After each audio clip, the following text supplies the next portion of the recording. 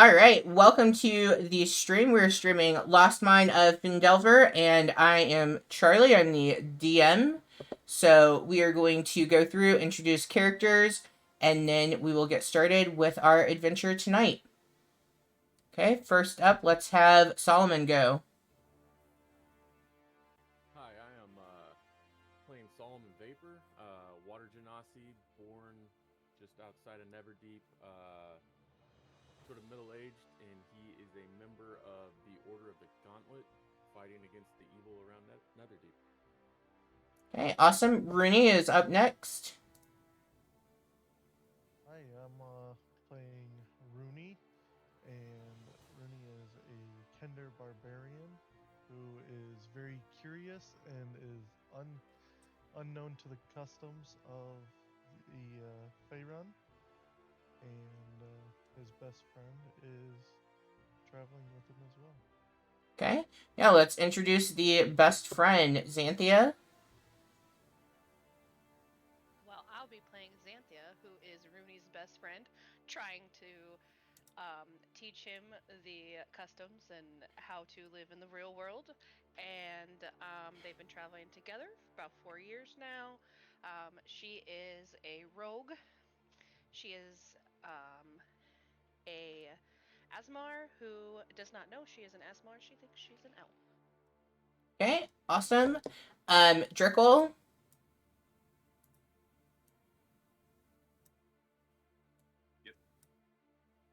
Hi, I'm Jesse. I'm going to be playing Drickle, the Thakreen Divine Soul Sorcerer.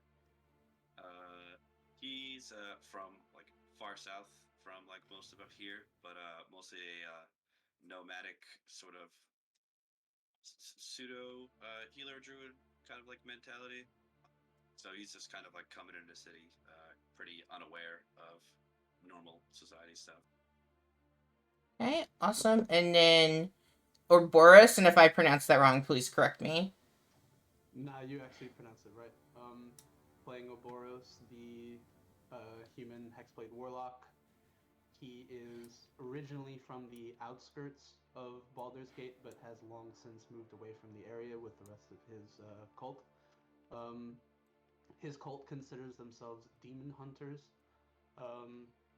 They're formerly known as the Raven's Claw, but I say formerly because they're now completely defunct. He is or so he believes, the last living member, and is currently hunting for the artifacts that were stolen from the cult before they dissolved. Okay, awesome. And then last we have Thok. Hi, I'm playing Thok, Leonin fighter. Thok was part of a nomadic tribe that he voluntarily left because after he had learned at a young age what his society had expected from him, he decided to leave and kind of break the mold and do his own thing. Cool. Awesome. All right. In the chat, we got some feedback that player audio is low. So let me see. Is it for everyone or just for one particular person? That's probably a me thing. Let's see. Oh yeah, that's totally a me thing. There we go. Can I have somebody talk now for me? No, I absolutely refuse to do that. Testing. All right. Is it fixed I don't know now? how to talk.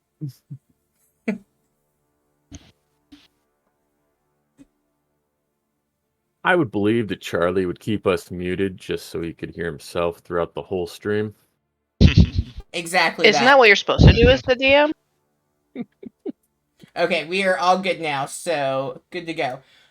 Alright, so let's see. Let me put you all here.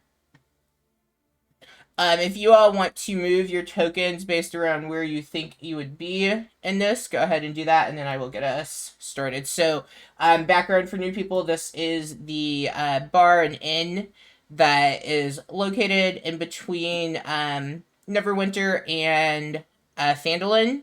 So you're kind of right in the middle. And this You'll want to unpause the game if you want us to be able to move. That is also true. There we go. I need the user password, sorry, to get in. You just pick your character, and that's it. See. Yeah. Okay, I see. Thank you. Yeah, no problem. And I should have This is my everyone's first tokens. virtual session. Not trying to be Oh, too okay. bearing, you know. Nice. I have never played in person. All right, so Oh, let's go ahead and get started. So you all have found yourself at the Wayside Inn, and you are enjoying a pretty quiet evening. We had a group. It's been a couple of days since that had gone and helped get some spices for Kura, the cook. So as that group settles in, she brings out some food, just real basic but pretty spicy food for the group that helped her with that.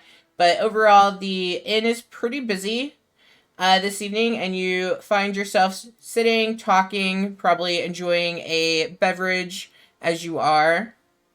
Is there anything in particular anyone would be doing at this time?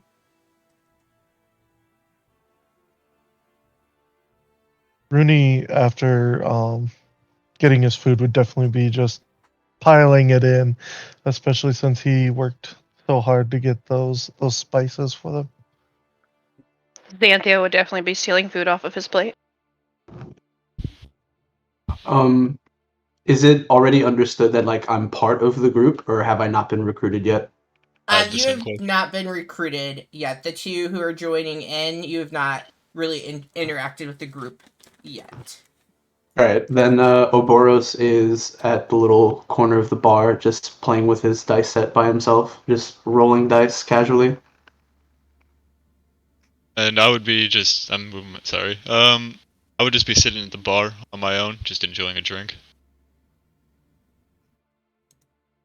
So Drickle's actually walking over to Solomon with his new friends with beverages. Oh, so where were you going the other day? We had to get spices. You missed the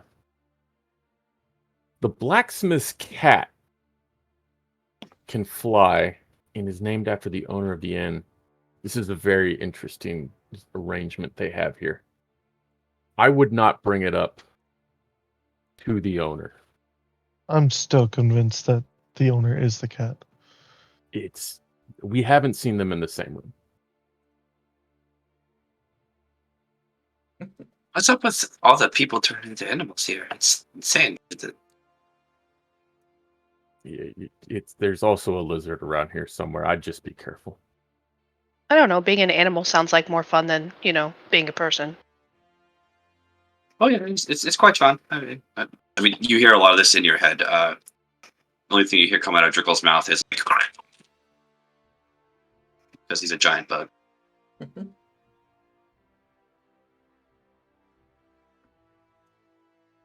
right, as the group continues to enjoy dinner, you find that the meal that Kura has provided was extremely tasty, and you've washed it down perhaps with some ale or whatever beverage you would want. And you're sitting there getting ready to relax. You can see the bard is on stage playing some music for the inn. And as you are getting ready, can I have everyone make me a perception check?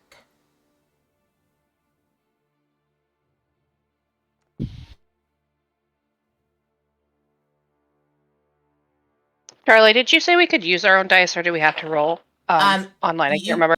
you can use your own dice, just initiative for me.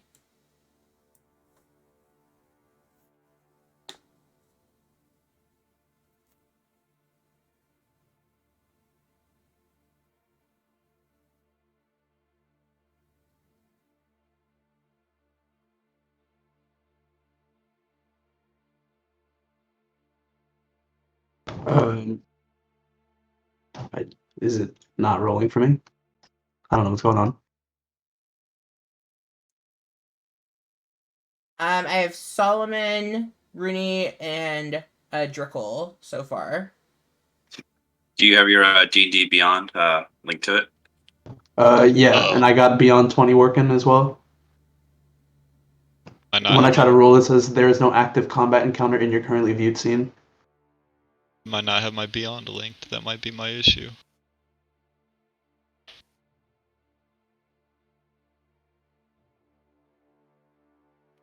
For perception, it's saying something about combat. Yeah, it's saying that there's no active combat. Hey, let me just try this. Oh, Right, there did we that pop go. up? Yes, that Yeah. did.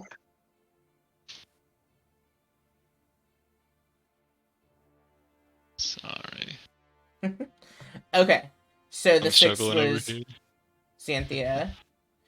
Alright, so did I get everybody? 1, 2, 3, 4, 5. I'm missing. I'm just trying to figure all this out. I'm sorry.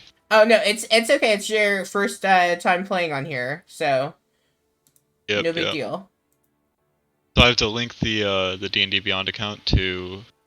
Scrolling through right. Cool. Well, I have enough people rolling, so while you figure that out, I will continue, and then once you got it, you got it. All right. Anyone Sorry. who had over a 15, you, as you're sitting there finishing up, getting ready to relax, you notice at the table over by the stage, right where I've pinged, you notice that there are 2 men. One is a very slight build, but the other is a very hulking brute of a man. And as they're sitting there, it seems that their dinner conversation has turned a bit more heated. And the argument continues as you kind of are watching, and you can see that it looks like the larger one, so the one here, is getting ready to strike the other. He is threatening the smaller man, and the smaller man, he stands up, and as he stands up, you see he goes from being this slim looking man to suddenly, oh, that's fun that it didn't save it. Well, we will just imagine it. He goes from being this slim looking man to his skin kind of shredding off, and now in his place there's a large wolf-like creature that's standing on its hind legs. And the wolfman strikes out at the larger man, his aggressor, and he sends him flying across the common room. So he like flies back by you all, hitting into some people, and throughout this like sudden transformation and violence, the other patrons in the inn start screaming and rushing towards the exits. Man, At more what point did animals. the what point did the rest of us who didn't get a 15 notice what's going on? I would say when the large man comes going past your table, you probably took notice as he begins stumbling back. So probably Oh, when he got sounds like good. here and he was moving, like you began taking notice to that. When did the wolf get here? Does that guy who just transformed look like he's just immediately being hostile anyone around him too? The guy who transformed, like he is getting up. Well, he's already up, but he's beginning to move back towards like chasing after the other man. I'm gonna give you all a second to respond, and then I'll continue with what they are doing. Xanthia's gonna look over to Rooney and be like, "Do you know what's going on? What happened?" I don't know, but Firebolt. everyone seems to turn into animals here, so it's part of the show, I guess. So, Trickle throws a firebolt, but Are misses. you are you trying to hit them, or are you just trying to get their attention? Oh, you definitely get to hit him. Okay, He's just seeing this then. person attack another out of nowhere. Alright, so as you do that, you hear Marticia, which you all would know is the owner of the inn. You hear her call out to the group that she has been sending out on quest and task, and you hear her call, "Help clear the room and deal with those two. There's 50 gold in it for you." And as she does that, the Wolfman is ignoring everyone else in the room and is advancing towards the larger man. And as the larger man gets to his feet, he undergoes a transformation as well, and he turns into a bear-like creature. Everyone's in a state of panic. Drickle tries to cast Firebolt onto the situation, and let's have everyone roll initiative for me. Let me get that. Okay, now you can roll initiative for me.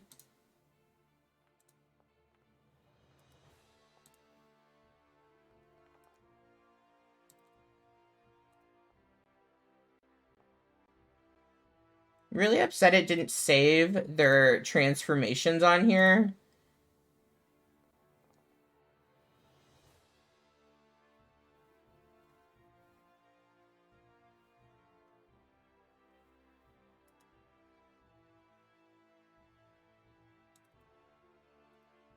You can go first, Solomon.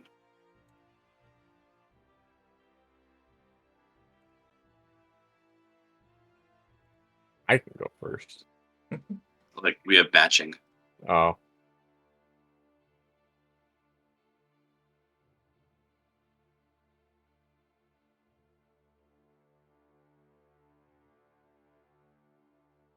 Is it still not working for you, Thok? No, I'm struggling right now. I'm sorry about that. Oh, it's okay. Are you able to roll on Foundry?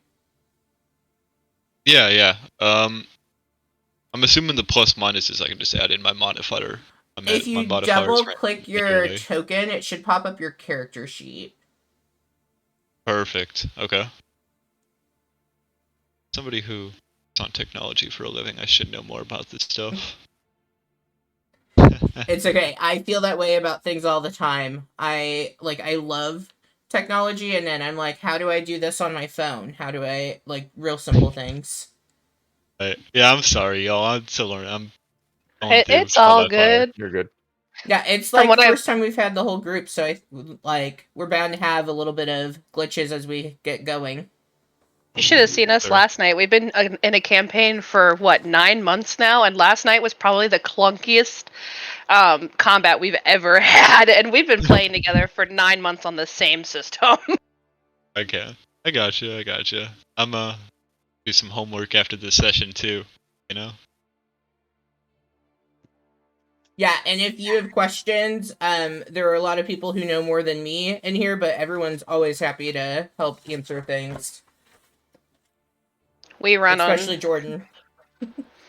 Wow. Okay. Yeah. Don't even include me. All right. That's fine. Okay, I got it. Yeah. Okay, awesome.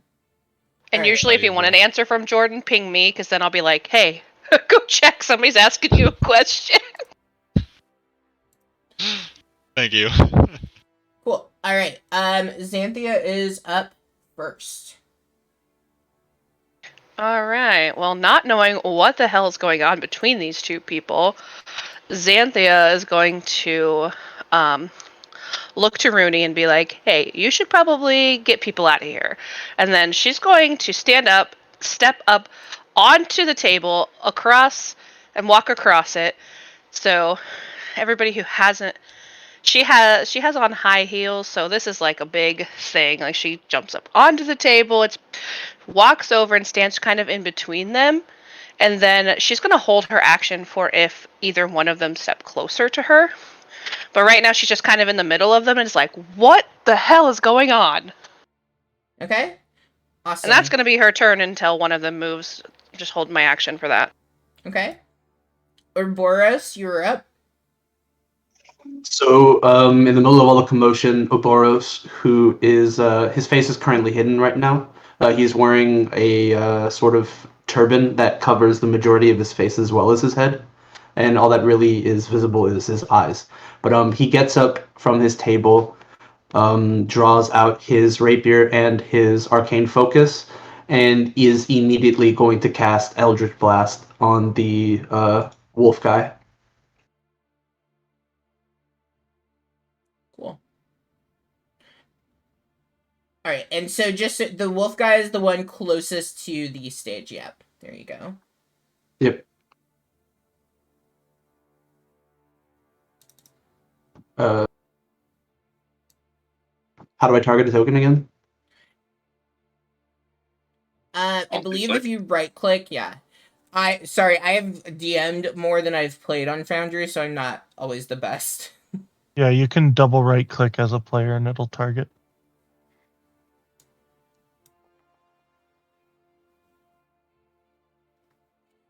Yeah, so you go to Eldridge blast him, but there's so much commotion from everyone moving that you do end up missing. Anything else that you'd like to do? No. Okay. All right, Thok, you are up. Alrighty. I'm gonna just kind of glance over, let out a big sigh, put my drink down on the counter, and begin to meander my way over there. I want to get there is what I'm looking at. I'm gonna walk around the bar here. Up. 15. 25 feet. I'm gonna. Would mounting onto the table be considered difficult terrain?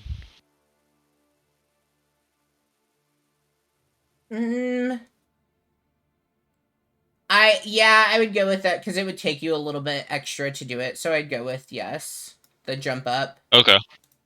Okay.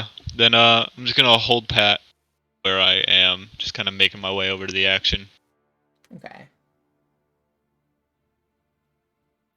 Anything else for you then? I'm just gonna ready in action if anybody happens to come over here, and that's gonna be it for my turn. Okay. All right, Rooney, you're up. All right, so Rooney, hearing Morticia come out, is going to hop up on the table here and begin shouting, "You heard her! Get out!" and start motioning everyone towards the door as he grabs his axe to like be intimidating. Okay. Yeah, and as everything is going on, and I am like passively moving tokens just for the sake of it. The guests are starting, the best that they can if they're able to move without putting themselves in further danger. Like they are beginning to do that. Some of them are ducking underneath tables and chairs and stuff, trying to find a way out. But that is currently happening, especially as Rooney shouts, telling people to get out of the inn. Okay. Anything else for Rooney? He is going to hold his action for if they come within striking distance of him. All right. Drickle, you're up next. Well, you were up, not next. Yeah. Drickle's gonna jump up onto the table. He's gonna cast Toll the Dead. So they're gonna need a save on their end. Okay. And is that targeting one or both of them? It's only targeting the wolf. Okay. The wolf. And that's a wisdom save? Correct. 13.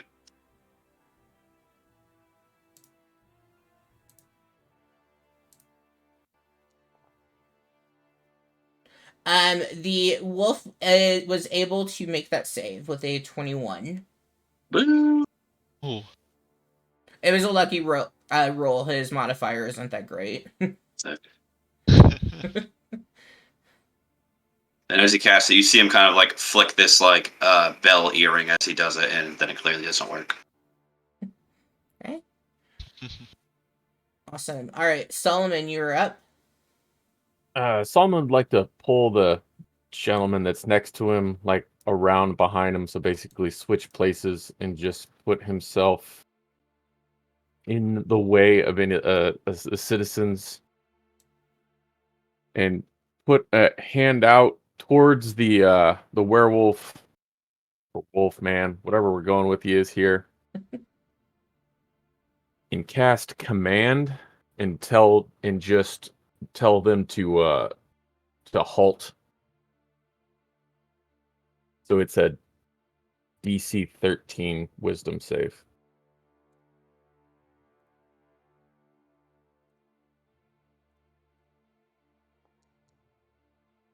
Ooh.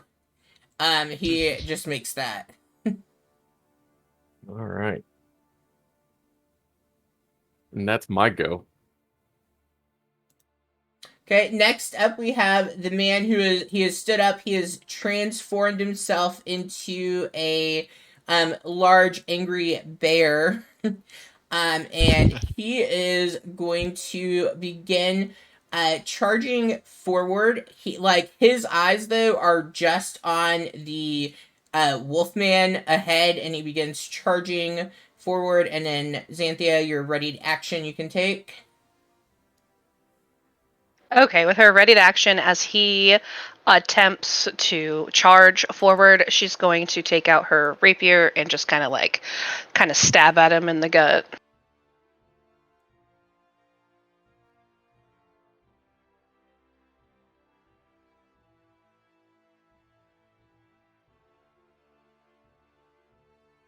You will get sneak attack because I'm next to him.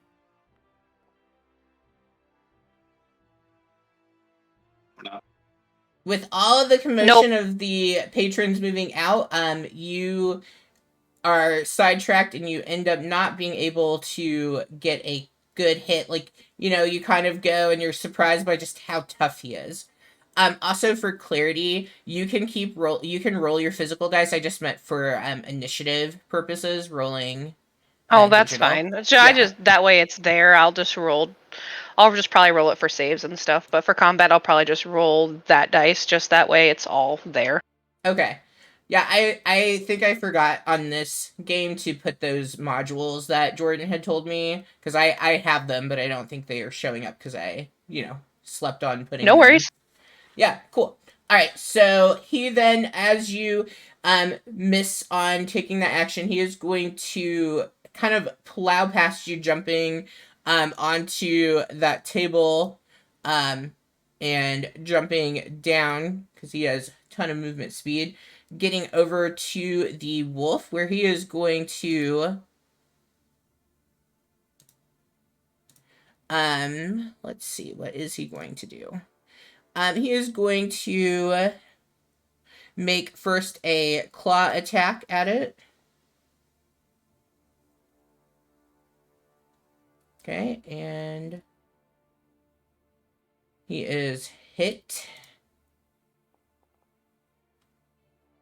Okay, so he delivers 9 slashing damage, and then he's going to take his second attack to bite. This time he is going to put up the shield, so he does not end up hitting. And then that is going to be the bear man's turn. I was like, I have no idea what just happened. Cool. All right, and then it is going to be the Wolfman's turn, and they are focused on each other, and so he then is going to attempt to make a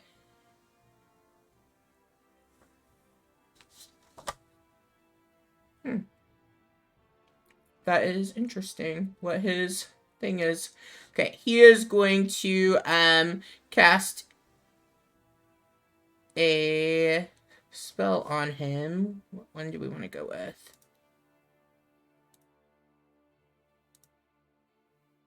Yay, technology. There we go.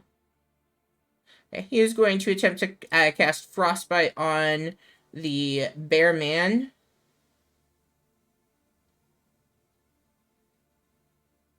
And the bear man is going to make his Constitution saving throw. Ooh, he misses, so he is going to take 4 cold damage.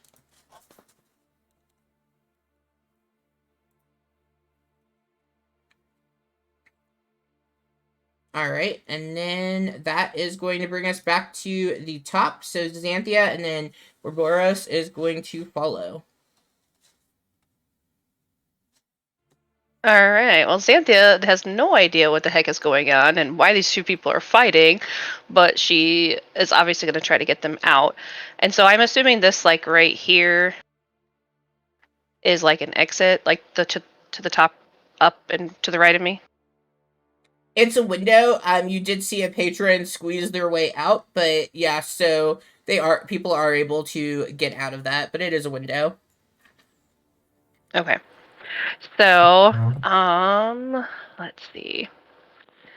Cause I trying to decide what she would do because she doesn't really know who's the bad guy here. It's like I don't know. Like I don't want to harm them just because. So like I don't know. She's gonna If look. if you want to like roll an insight to see if there's something like you could recall from in the evening, you could do that. I would be okay with that. If she when she looks around, does it look like anybody is like strong? Because she knows that she is not. I don't want you to give me anybody's like strength score or anything, but does anybody look like they're relatively strong? I will let other people answer that because I don't have all your characters completely memorized. Nope. Rooney is tiny but strong. Yeah, Barely. I'm watching now and seeing Not- Rooney right now is the strongest. Yeah, Solomon is average at best. That exoskeleton isn't doing much for Drickle, it seems. No, he's skinny. Okay, so I would assume in 4 years that Xanthia would know that even though he's tiny, Rooney is pretty strong. So she's gonna look to Rooney and just be like, "Hey, help me get these guys out of here." And so then she's just gonna move here, and she's gonna wait for Rooney, and then when he gets over here, she's gonna basically attempt to like push them away from each other and try to like get one of them out. But she's gonna wait till Rooney's over there to do that. Okay, But so that's gonna be it. are you going to try to push them um towards like the door, like towards the Yeah. exit? Okay. Yeah, not till Rooney's over here though, so it can be her next round is fine with me. But she's just going. That's what she's gonna do. She's basically gonna move there so that when Rooney does come over here, she can help him. Even though Okay. she is not strong at all, she wants to help try to like push these guys away from each other and maybe move the bear guy out the door. Alright, I would say if Rooney chooses to move over there, that can be like you're holding your action for that, and then that can happen on his turn if Perfect. he so chooses. Okay, Cool. sounds good. I'm gonna hold that action then, and then that'll be my turn. Okay. Boros, you are next. You're up, rather. He's got no problems with hurting people, so instead of trying to take the diplomatic approach, he is just going to try to Eldritch Blast again. The Wolfman is the target.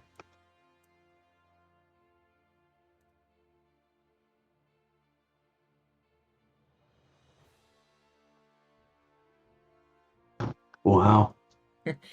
Unfortunately, you are not able to hit the Wolfman. Again, all that moving around and stuff, it's just kind of hard to navigate currently. Anything else that you'd like to do? No. Okay. I'm ending my turn. Alright. Thok, you're up. Alrighty. So I'm gonna move. I'm gonna try to get into the action here. I'm gonna move down into the right one. I'm gonna ask. Oberos for his reaction so I can pass through him. Huh? I'm by the bar. Oh, it was not updated. Sees. Oh, it's just showing your token is right next to mine. Okay. And you said you're by the bar right now? Mm-hmm. Okay. Then okay, yeah. I'm gonna refresh my forge after this turn then because tokens aren't updated from last turn. Or from the beginning of the combat. Okay. And I'll move over to the right and then just up one. And I'm just gonna I see what Xanthia, or I heard what Xanthia yelled to Rooney, so I'm just gonna kind of stand pat and just ready my action and just be ready to help them. Not really looking to hurt anybody right now. Okay.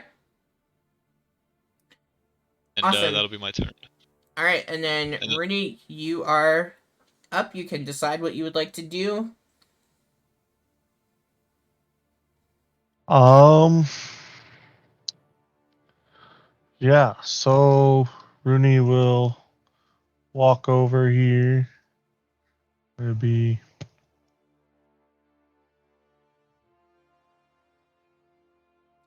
I would say like all of you, like since you're probably moving, shoving the tables out of the way, or they have been. I mean, I guess at this point, with the larger one having been flung back, like there's probably some clearer pathway there from all the motion.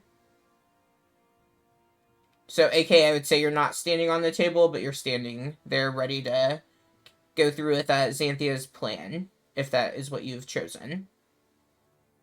Yeah, so Rooney, not being the brightest, is going to attempt to just start shoving towards the door instead of the window that is right next to them.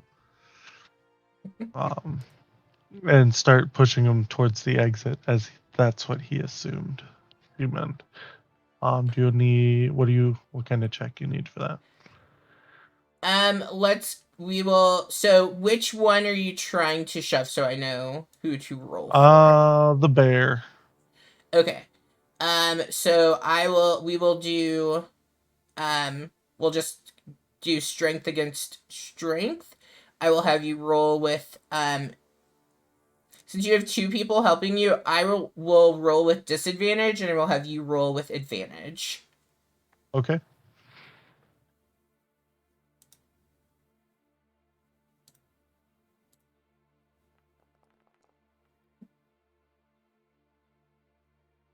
Nice. Nice. All right.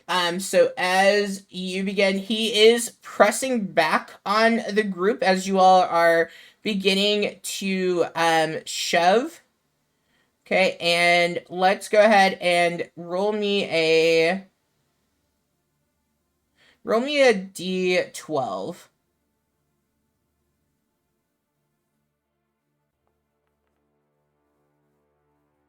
Okay. You are able to get him pushed in any direction that you were pushing. You are able to push him 5 feet back. So I will let you tell me right there. Cool. Yeah, you all are able to push. You can move your tokens, like, since you are all pushing wherever you think you would end up in that case. But you are able to start to shove him out, well, towards the exit. Still a little ways away from going out, but you're getting closer. Okay. Anything else for Rooney? I this what you meant, right? As he looks to everyone, and that And I hard to would say say. you're there.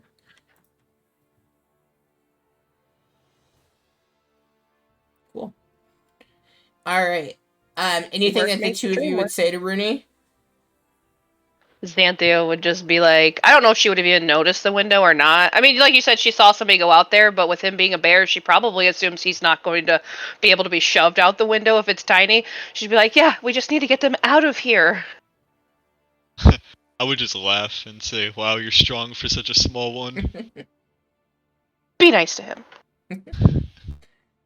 All right. Drickle, you're up. Solomon, you're on deck. Oh, he goes first, actually. Okay. I want to attempt to grapple the Wolfman.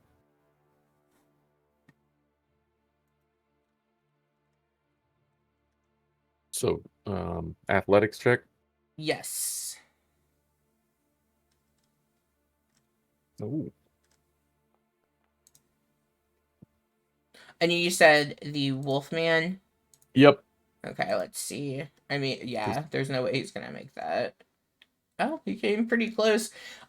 You are able to. The Wolfman has taken quite a bit of force from the Bear Man, and so like you were able to pretty easily grab on to him. And you now have a hold of him. And I'm just gonna step the other way and move back. Is this guy still here? The civilian? No, I would say he has since moved once everyone kind of cleared out of his way. Okay, I'm just gonna step back 10 feet. Try and just drag him with me to keep him separated a little bit.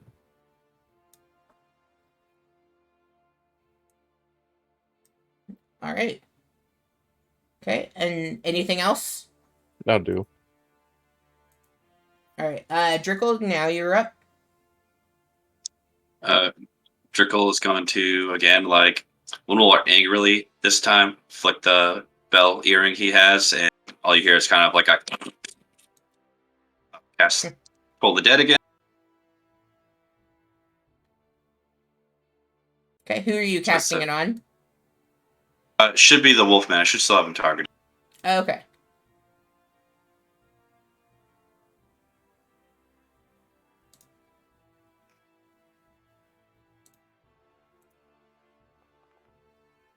Ooh. He does not make that. So, are you wanting to make him go unconscious, or are you wanting to kill him? I mean, very much unconscious. He's trying to just like stop the fight and everything like that. It's usually a lot easier to stop a fight when someone's unconscious. Yeah, so the Wolfman falls unconscious in Solomon's arms. Anything else that you would like to do? Oh yeah, then Drickle will pull out his crossbow and point it at the bear. Okay. Are you going to fire, or are you just pointing at the bear? I can't fire as a bonus Okay. action like that, but it's just more Okay. of an intimidating thing. Yeah, so you're Or standing persuasion. there with... Yeah, you're standing there and you have your crossbow locked on him, trying to intimidate you. He is looking like he's still kind of locked on the Wolfman. He sees that he's unconscious, though. And that actually... Was there anything else for your turn? Yeah, and I'll say in the bear's head, he'll just tell him like to stop now, as he kind of like thumps the trigger. Okay. No one else hears him say it to the bear because it's telepathic. But.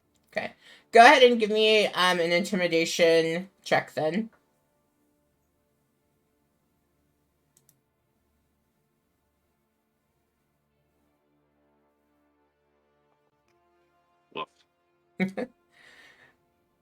He does not seem too bothered at all by you talking to him, but he does seem satisfied with seeing that the Wolfman has been grappled by Solomon, and that Drickle, you've caused him to go unconscious. So as this large bear man is standing there in the group, you do see him transform back into his normal large man self, and he kind of puts up his hands to the group and says, thank you, I appreciate the help. I didn't mean to harm anyone. Hopefully we didn't cause anyone any hurt. I'm just here. I'm trying to take that man. His name is Martek, and I am trying to get him to take him because he's committed some crimes, and I'm a bounty hunter who's been sent to capture him. Can I insight check? Yes. So what I'm gonna do, I'm gonna just go down the line where just to go through everybody one more round, see if there's something that you would like to do. So it's just kind of like we're in combat, and then go from there. Okay, so that was his turn. The one guy's unconscious. So Xanthia, is there anything you would do at this point? So Xanthia would probably still like try to like move like maybe like here so that she's like kind of between them still. Does she recognize him since she is also a bounty hunter? Has she seen him at all in the trade? Give me, I guess, a history check. Let's see if you can recall him.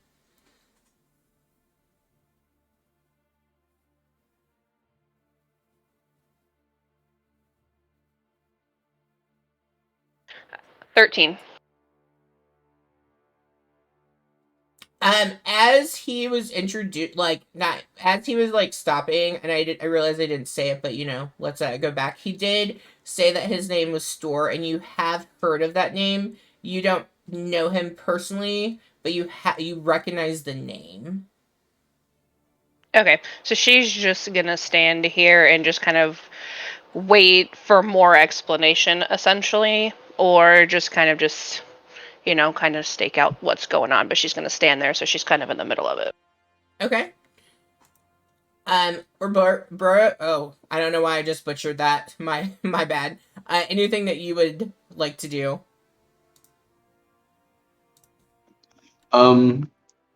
He's not gonna attack or anything. He's instead going to stow away his weapon, and he's going to start approaching the group. He's going to first go there. How do I move my token again? I'm sorry. Never mind. Oh, there you go. Okay, so I'm gonna move there, and then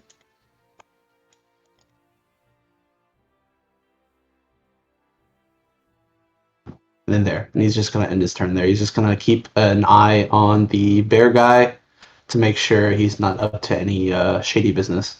Okay. All right. Thok, what would you like to do? Pretty simple. I'm just gonna take one step forward, just to kind of back up Xanthia and just get in the way of any more potential fighting, and Okay. that'll be my turn. All right. Rooney.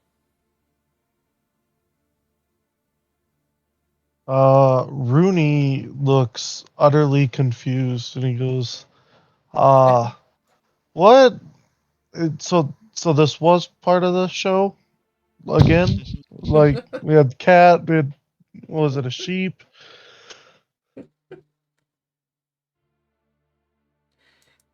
All right. Literally, Xanthia's face.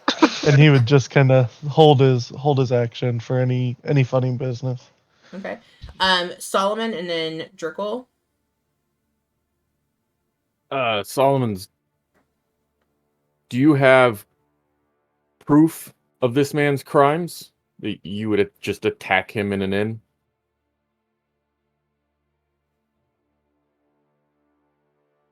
And I'm just gonna lay the wolf man down on the ground. Okay. So as you ask for that, Store, he says, I happen to have the flyer. It's back there in my bag. I'd be happy to pull out the bounty flyer for this man. I think that would be best. Xanthia gives like an agreeing nod to this. All right, he looks at everybody because like you all have kind of encroached on to him, and he's like, if I move back, if I turn to go, promise no attacks or anything. Go ahead. And he turns, he goes over, he's rummaging through his pack, and he comes and he is holding up a piece of parchment, kind of holding it out towards the group. He's not really able to get to Solomon, so whoever in the group would grab that to take a look. Xanthia would grab that if it's not her turn, but she would grab it. Yeah, so you reach out, you take it, and you do see that there is a you see that there is in fact a bounty like ad or whatever, and it has the sketching of a man, and I don't know for Xanthia, since you weren't really paying attention to them at the beginning, if you would necessarily recognize his man form, but like you do see the name Martek on it. You're able to see like the crimes that he has committed on that flyer, and like overall, I guess like you're looking at it, and from all extensive purposes, I mean, it looks like a bounty ad. So he's still a bear in his unconscious form? He is still in the wolf-like form. Or wolf, that's what I meant. Yeah. Okay, so when she grabs that, looks at it, looks legit, and she's like, she would turn to like the two that are by her, and she'd just be basically be like, "Is this what he looked like before he turned into that? Did anybody see?" I didn't Trickle give it a look. nods. Yeah, anyone who had above a 15, if you're looking at that, like, it checks as being the person who was sitting over there before the transformation happened. And as this conversation is going on and he's been unconscious now for a little bit of time, you do see he does end up transforming back into his man-like appearance, and it does match the flyer.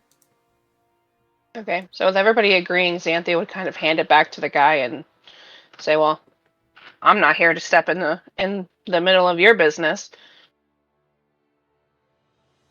Okay. Drickle, what would you like to do? Trickle will like walk over, kind of like hop between Xanthia and that guy, land over here. He's gonna cast Spare the Dying on him, and with that, you see him just like kind of just burn a little bit of incense and throw it at the guy on the ground, trying to sage burn all the bad juju away from him. Hopefully, it stabilizes him. Okay. But he's still pointing the crossbow at the bounty hunter.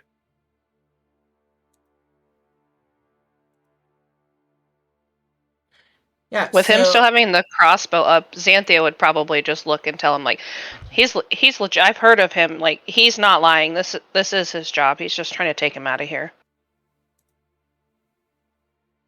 yeah, so you do see the once Wolfman, he becomes stabilized. He's kind of groggy and like looking, and realizes he's still grappled. I'm assuming, right? Solomon, have you let go of him at all? I put him down.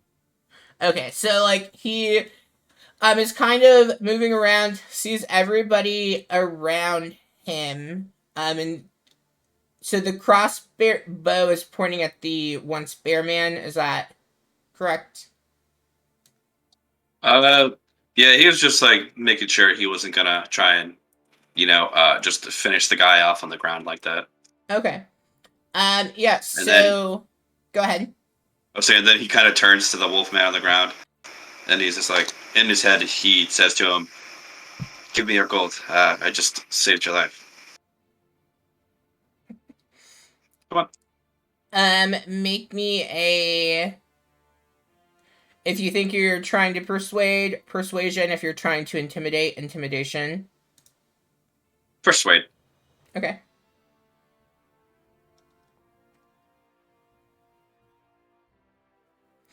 As he hears this voice in his head, like, I mean, he's just really overwhelmed by everything that has transpired, and he reaches into his pocket and he pulls out three silver and 4 gold coins, and immediately gives it to you, Drickle. How much was it? I'm sorry. Oh gosh, you're expecting me to remember something I just bullshitted. I think 3 and 4. 3 silver and 4 gold. Cool.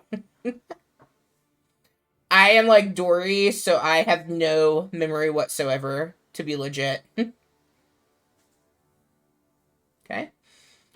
Anything else for your turn?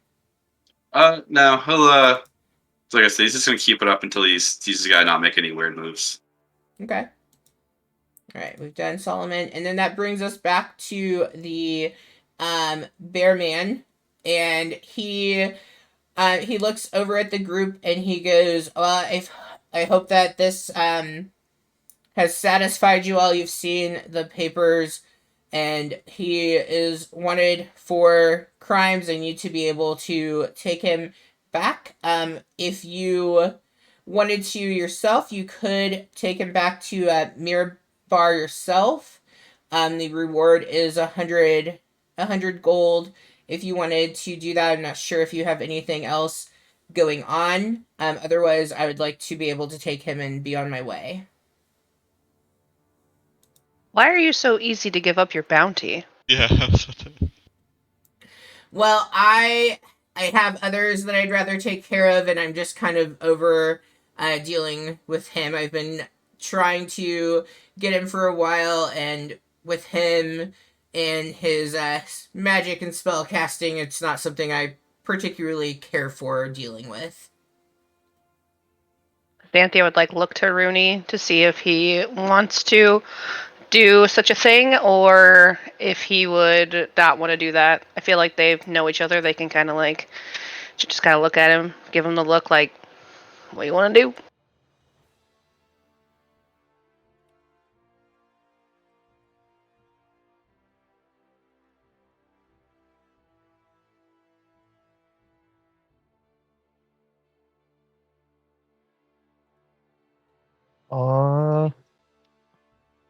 I don't know. If you You're want to you're roll the me decision a maker. if one of you want to roll like a history check, I can give you some more like information about like how long it would be and whatnot. I'll roll it. Trickle's not from around here. 17. You like as he was speaking, and as you like go and turn to ask Rooney, you suddenly like realize, like as you're like anticipating if Rooney's going to say yes or not, you realize that this trek to take him back and like why he would want to give up that bounty would probably, from where you all are, would be about like 2 to 3 weeks minimum to get him back up there. Well, I don't know about y'all, but I don't know if I want to spend 2 to 3 weeks for 150 bucks. Gold, not bucks. It was 100 gold. You hear Or the 100, bear that's what she meant. man. Yeah, well, you hear the bear man correct you. It's 100 gold, not 150. Ugh, even worse. No wonder you're so willing to give it up. Yeah, it's not nearly worth the investment I thought it would be. Yet here you are, destroying an inn. She like gives him a disapproving look, like shouldn't destroy property to try to get a bounty, like she thinks she's better than him. It was not my intention. My apologies to you all and to the owner for interrupting your evening here. You should probably pay the 50 gold that she offered us to help get you all taken care of. I'm afraid that would make this bounty even less worth it, but I am willing to buy everyone a round of drinks. And I can before I leave, as long as we get that one tied up, I can help pick up some chairs and straighten up the tables in here. I mean, he says everyone, he motions like towards the group. He doesn't mean everyone, he just means you all. It's not for me to say whether that would satisfy the owner or not, but I'm good with that. I just kind of grumble. I'm like, yeah, okay. Okay. Alright, you all are out of being in combat since we've gone through everyone. He does go over and he ties up Martek, and he goes over to the bar, and he speaks with Martisha, and like you can see they clearly also know each other. Like she's talking with him, and like yes, she's perturbed by what just happened, but overall not too angry or upset. So you reckon that she has met store rather before, and then he asked for a round of drinks to be brought to the party. Take your finest wine, thanks.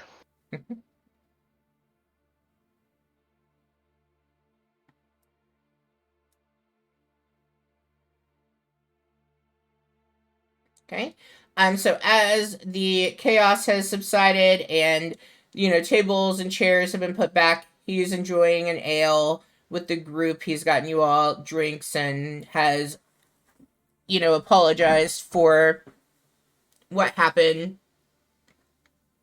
Is there anything the group would like to do? And I know there are a couple of you who hadn't met the group, so this might be the opportunity that you introduce yourselves to the party at large.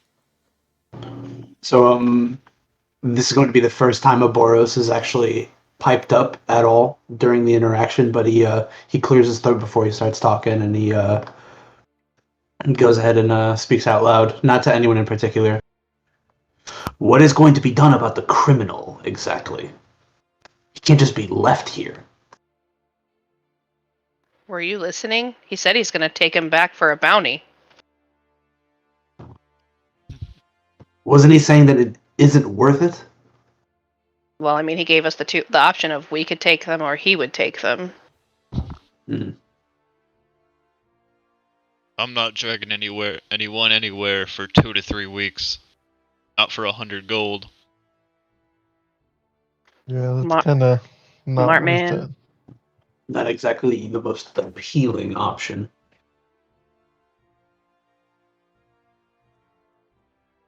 You hear in your head. No, I'm just traveling right now. I don't deal with criminals. Well, other than hurting them. But what you hear like come out of Drickle's mouth is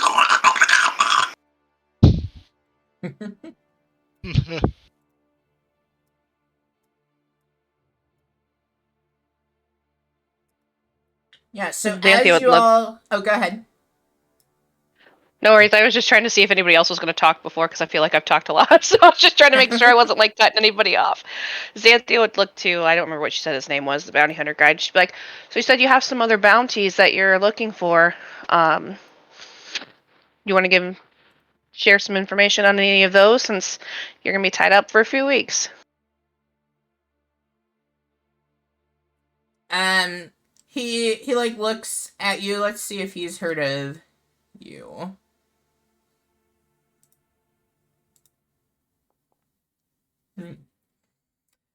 He looks at you and he says, "Well, what is it to you? You didn't want to take this one."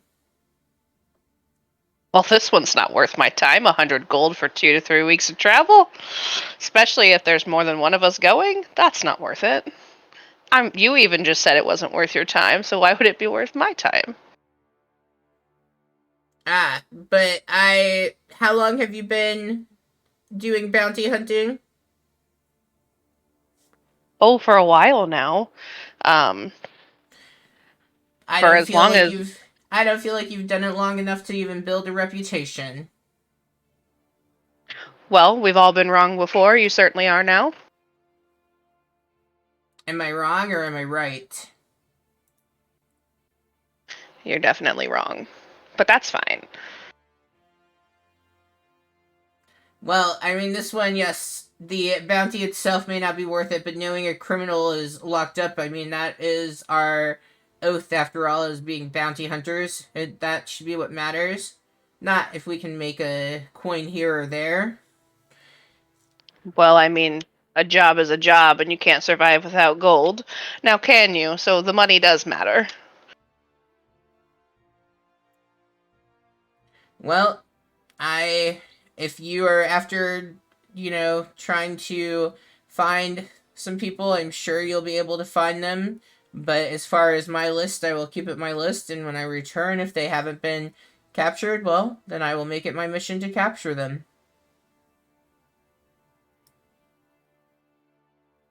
That's fine. That's fine.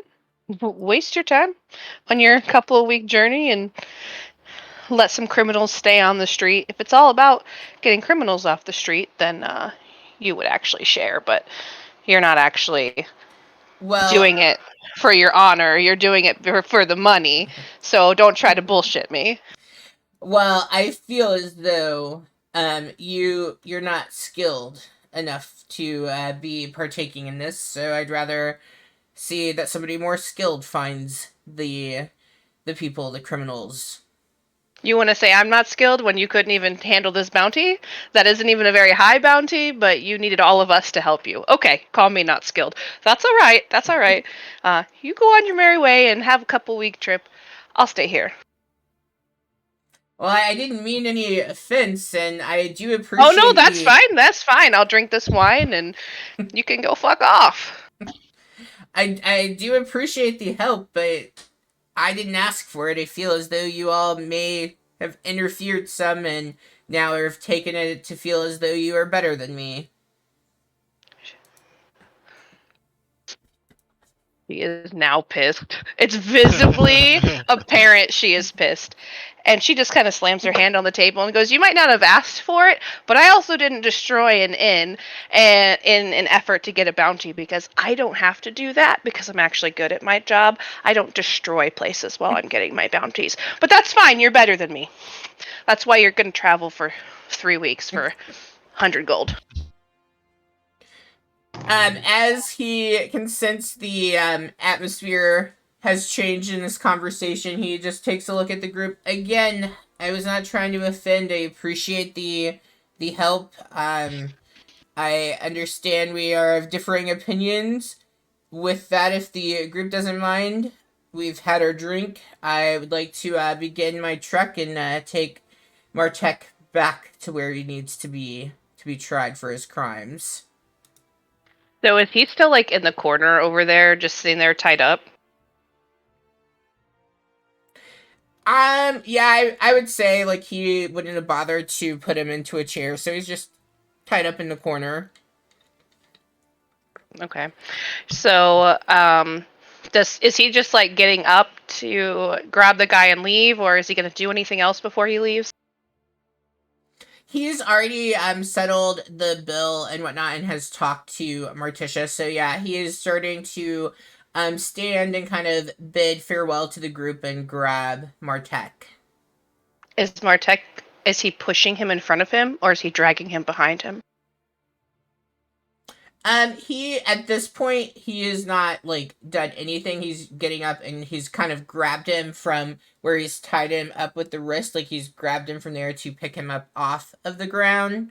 But you can't really tell if he's going to push or drag. Okay. When he gets ready to leave, let me know what he's doing. Yeah, so he takes a look at this point. He has Martek standing. He looks around at the group and says, before I go, is there anything from anyone else before we take off? Cynthia's going to lean over to Rooney and be like, "Distract him for me."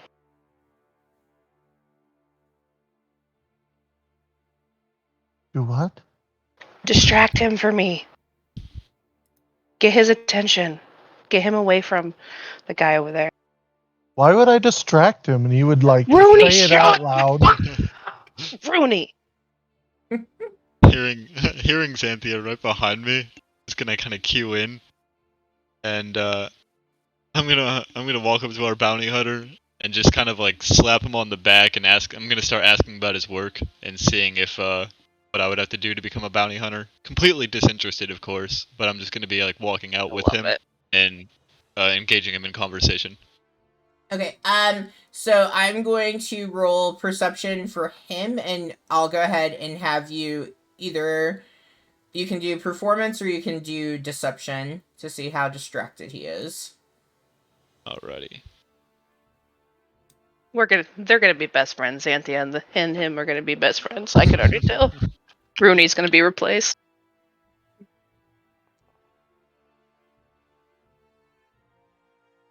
I rolled a 14.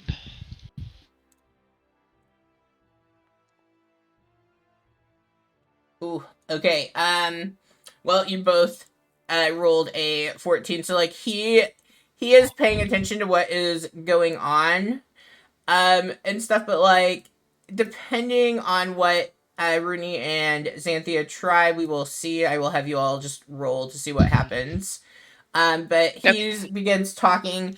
It's very clear that not only is he a big, bulky man, but he is also big and full of himself, and he begins to indulge in the conversation as he gets Martek, and he since Martek is slim and more slender, he kind of like scoops him up, and like he has his adventurer pack on, and he like scoops him and is like carrying him around like his back, kind of like over the shoulder or whatever, and like has him and begins to exit. Which side is his head on? Front or back? Or like which way is he laying? And where are his arms? He has him over, so like the shoulder, since he's positioned going towards that door, he has him on the shoulder that is closer to you. Not wanting to have this man try to bite his nipples, he's put his head on the backside of him to avoid a nipple bite. He may have experienced that once before. Okay, so his arms are like so if his head is back there, would his arms be in his like front peripheral view, or are his arms like more towards the top of the shoulders? Basically, Xanthia wants to try to cut his rope if he can to let him go. All right. So his arms would be at the back. You make me a. I guess it would that be sleight of hand. I feel, and I'll have him make a perception check to see if he would notice. All right, let's get my dice that always rolls good. Breaking out the fancy real dice.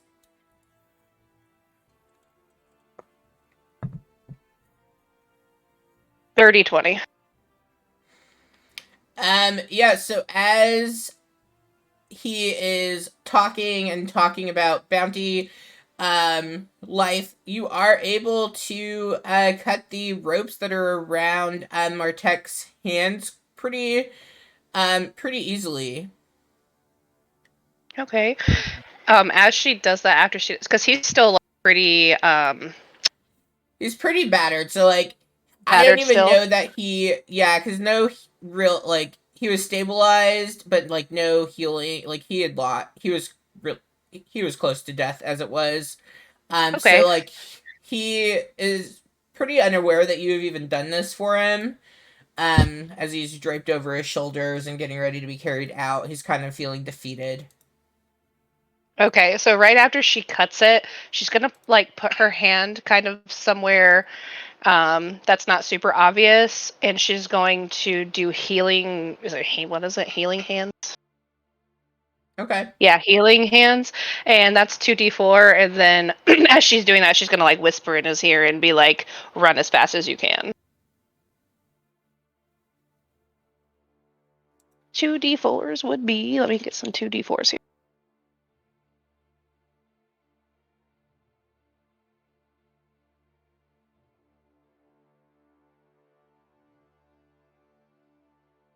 Five total hit points.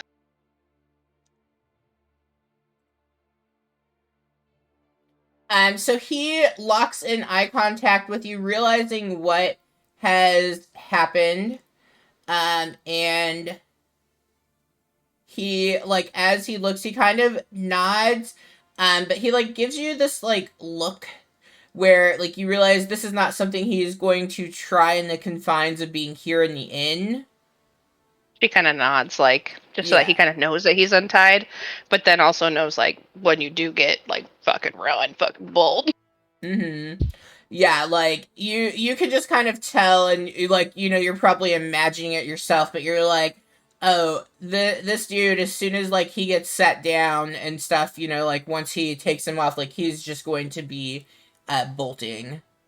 Xanthia chuckles to herself, sits back down, and like leans back and puts her feet back up on the table. Puts her feet on the table, like just like leans back. Very pleased with herself. Okay. As this is going on, is there anything that anyone else would be doing at this time? as I'm like walking him, as I'm like talking to him and walking him out, would I be aware of any of that, or am I just talking to him? Make a perception check for me. Sure thing.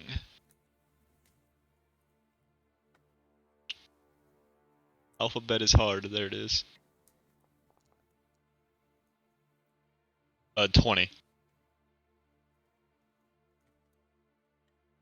Yeah, so you having heard what was going on, like you were very aware you're kind of doing some like side glances back, but Store is just very like going into detail about bounty life, why he chose to be a bounty hunter, telling you some favorite moments of his and whatnot. And like he just kind of thinks when you're giving like these sideways glances that you're just checking to make sure our tech isn't doing anything or whatever. So like he since he's able to be uh boasting about himself, like he's not really paying attention, but you are able to notice what is happening. Okay.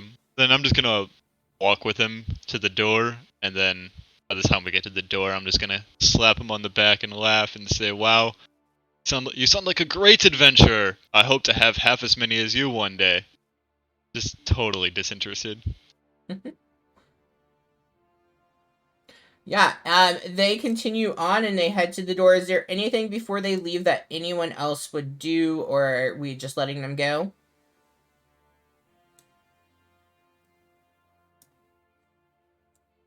Once, twice. All right. So they Yeah, trickles to do. sand. They head on out, and they have departed from the Wayside Inn.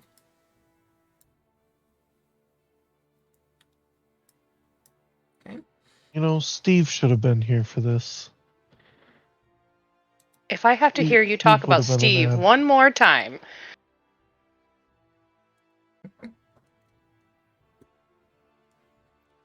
All right, so as they've left and things have calmed down and people have begun to return back in, is there anything that the group would be doing, talking about, like anything at all? Xanthia would thank her friend for distractions. Once you come back to the table, she would be like, much appreciated. He's in for a nice little treat once he gets out of town. That is a laugh. I say he sounded a little too full of himself. Oh, but he's such a great bounty hunter. Well, from what he told me, he must be the best. So great he didn't even notice. Was that all to prove a point to him, or? Kind of looks to you and she's like, yes, it was to prove a point. He thinks he's better than me. If he was so much better than me, he would have noticed what I did. That's. I'm going to keep my opinion on that to myself for now. That's probably a good idea.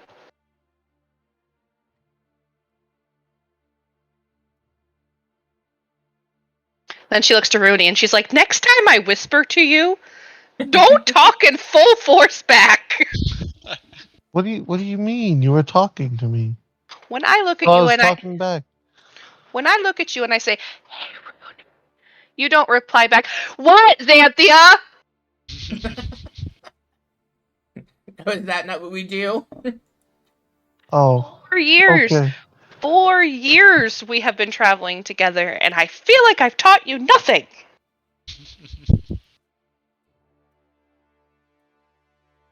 It's been 4 years. 4 very long years, my friend.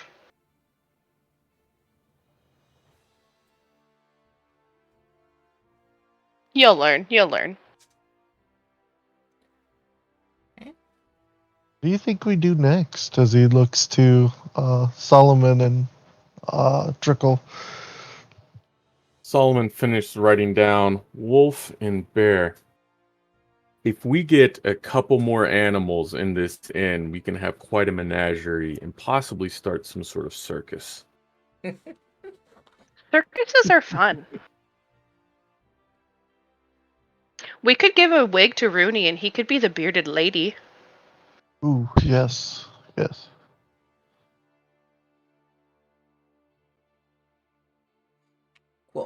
All right, we are kind of at our midway point, so I think this is a good point for us to take a break. So typically I have you all after a long rest level up, but I will have you all go ahead and do that now. So move to level 2. Once you have updated your characters to level 2, if you can drop a message on Discord so that I know and I can import your sheet if you're doing it on D&D Beyond. But we'll do a 15-minute break and we will come back at 7:40. So if you're watching in the on the Twitch, we will be back at 7:40. Any questions or anything? Any last words before we go on break? For HP, are we just doing average? Are we rolling? What is the deal there? I am okay with average or rolling. That's either one is fine. You decide. Cool. All right, I'm gonna put us on a be right back screen and then go from there.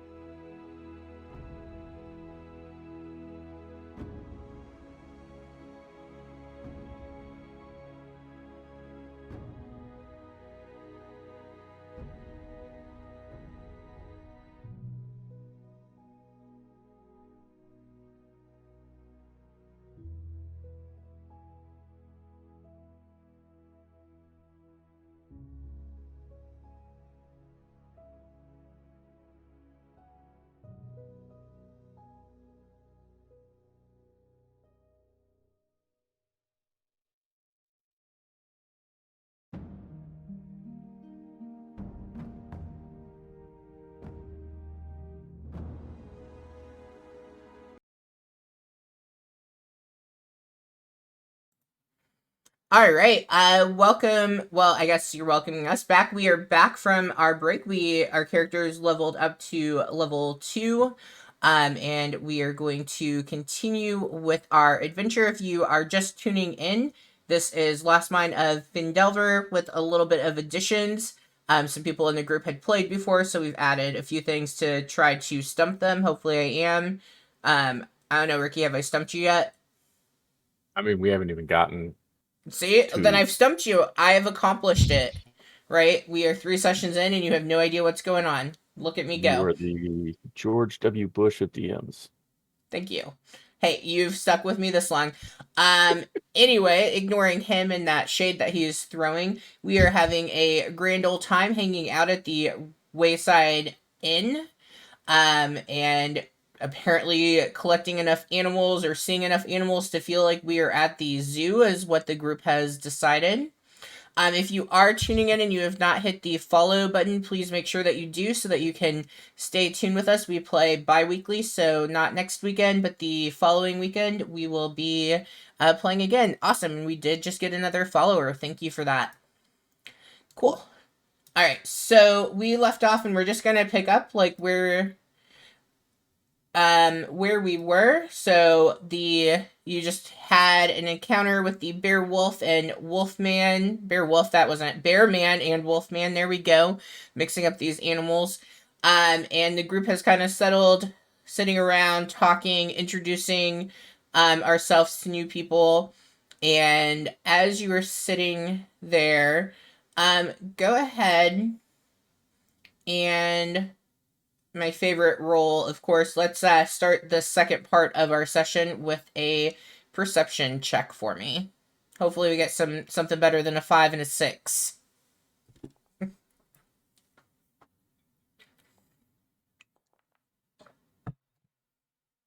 Oh well. It keeps reverting to Rooney. That was me. I am 14. Okay.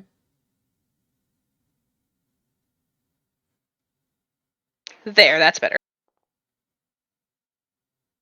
Oh, we got a 5 in the mix. Oh, we got 2 5s in the mix again. Okay. Womp So womp. It's not me this time, Womp so. womp. 1, 2, 3, 4, 5, 6. Okay, and we have everybody. All right. So as the group is sitting around talking, you all, while you're sitting there, you notice anyone who is above a 15. So Rooney and Drickle, it seems to be the only two actually. The two of you notice that in the corner, so, and like even thinking back to when all the chaos was happening of everybody moving around and getting out of the line of path of the Wolfman and the Bearman, that there were two patrons who did not seem bothered or didn't move at all during any of this encounters. The two sitting over at this table here. At no point did either of them make any attempt of moving. Who? I'm sorry. The two that are right here at this table.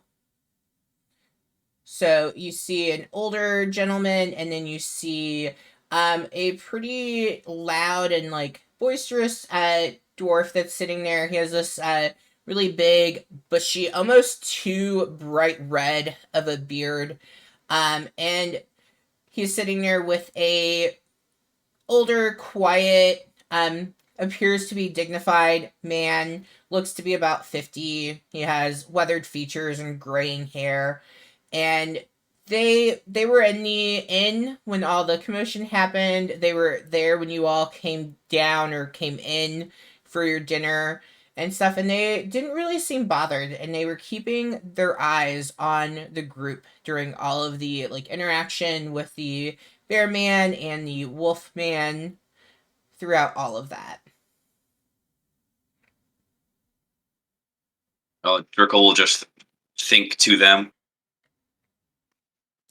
Uh, is there Something you need over there, friends. They just hear that telepathically. So as they hear that, they're kind of like looking like around, like kind of putting eyes on each member of the group, and their eyes meet your eyes, and you just kind of give them a nod so that they know it came from you.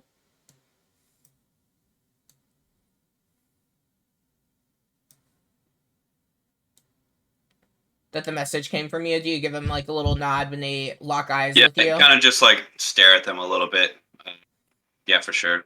Okay. Because like he's just kind of like eyeing them as he does it. Yeah. So as they lock eyes on you, the older gentleman, like he just kind of gives you like a nod, like, no, we're okay. But the dwarf man kind of has his eyes linger on you a little bit longer, not like uncomfortably so, but like he has definitely locked in to the group. And you notice him begin to kind of lean in to the older gentleman, and like, leaning across the table, and begin to kind of talk in a hushed tone with him, and giving a little bit of like a head shake towards the group, but not loud enough that you are able to hear anything. Just kind of talking through something.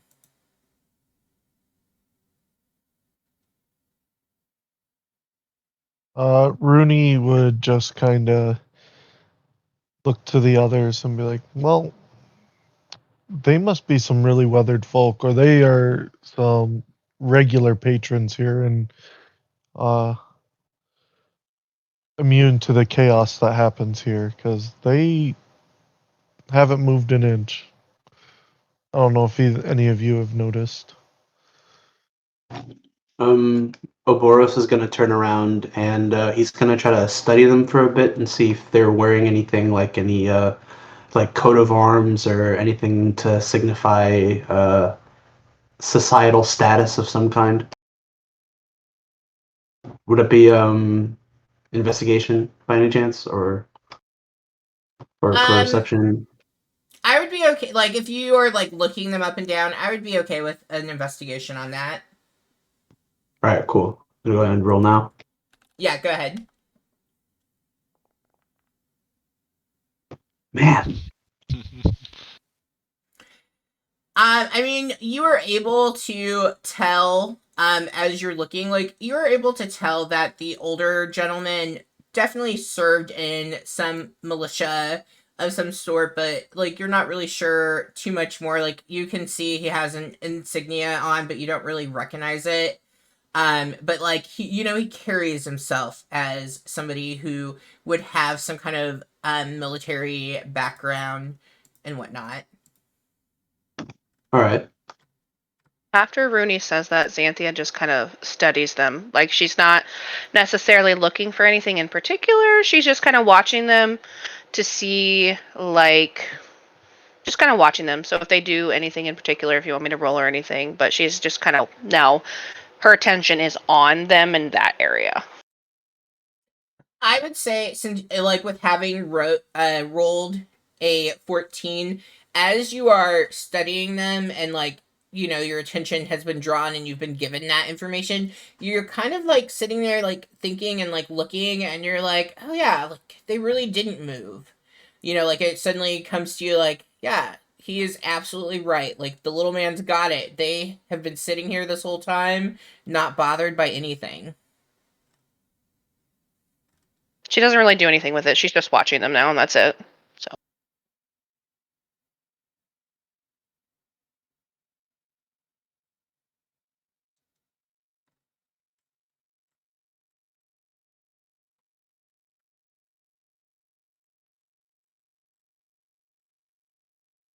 Anything else that anyone else in the group would do at this point?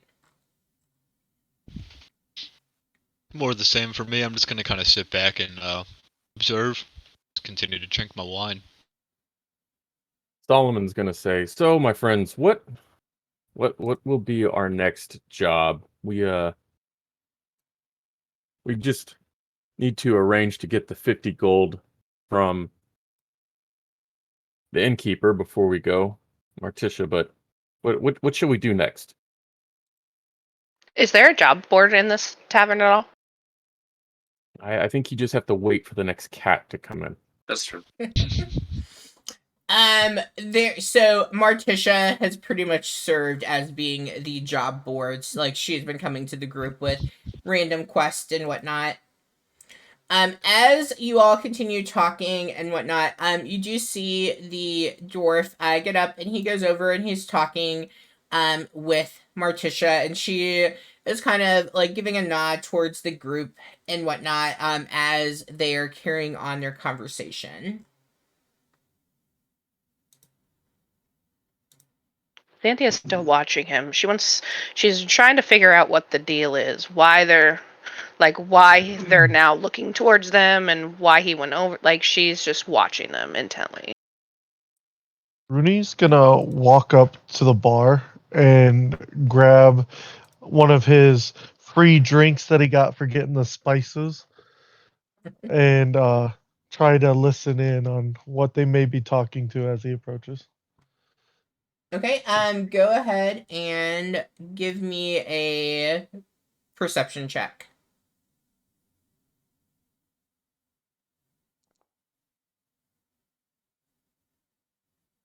Seems about right. You are sitting there, maybe you've had one too many drinks, I'm not sure, but you're not really picking up. I mean, they're also, very clearly not wanting to be heard. Like, he doesn't matter that you all have noticed that the conversation is taking place, but he's not wanting to be heard. So he's his loud self that you may have recognized from before. Like, he is more quiet in this conversation with Marticia at the bar. As he approaches, be like, "Hey, Marticia, can I get another one of those ales?" And as she goes to get the drink, he will look to the dwarf and, "So what brings you in here?" Well, most people start with a little bit of an introduction, like, "Hi, my name is, and you are," and you just jump right to the point. What are you doing here? Well, I've been here a couple days and I ain't seen you around, so I'm just curious. Just a curious guy. In a couple days, you say. I feel most people pass through. They don't really linger at the wayside inn, but you've been lingering, it seems. Well, we've helped the cook and whatnot, and Kara doesn't need any help. She's the best cook around. we had to clear out some goblins and whatnot. Yes, Marticia mentioned that to me. There are goblins in Kara's pasture that she likes to get her spices from. Is that right? Yeah, yeah. We stuck it to them hard, and we got all the spices, and we definitely cleared them out and did exactly what we were supposed to. While this is going on, what's the body language of the dwarven man? If would that be insight, right? I feel like that'd be insight. I'm gonna go Sure, with I'll that. roll that. Yeah, roll insight. I just like rolling dice. I got a 5, so she's not noticing much.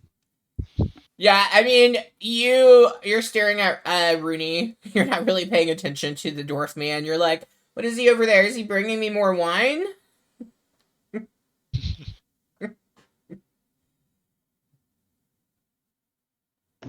Boris is gonna pipe up again. As he talks, he's gonna gesture at Dracul, Solomon, Xanthia, and Rooney. Sorry. Have you four been traveling with each other for a while? You all seem to know each other rather well, or relatively well, I would assume. You hear in your head, well, actually, I just met Rooney and Xanthia. Me and Sullivan actually did a little bit of work together with a friend of ours. He's not here anymore. But so yeah, just hanging around, trying to see what else is coming this way. Interesting. I assume it's nothing official then? Your adventuring party, should we say? And he kind of adds air quotes around the words adventuring party. No, nothing so well written down. We've just been in the area and been helping each other earn Yeah. some coin. I'm just following some signs that keep being shown. Interesting. Xanthia would pipe up and she'd say, Go get him. well, Rooney and I, we've been together for about 4 years now, so I would say we are an adventuring party of 2.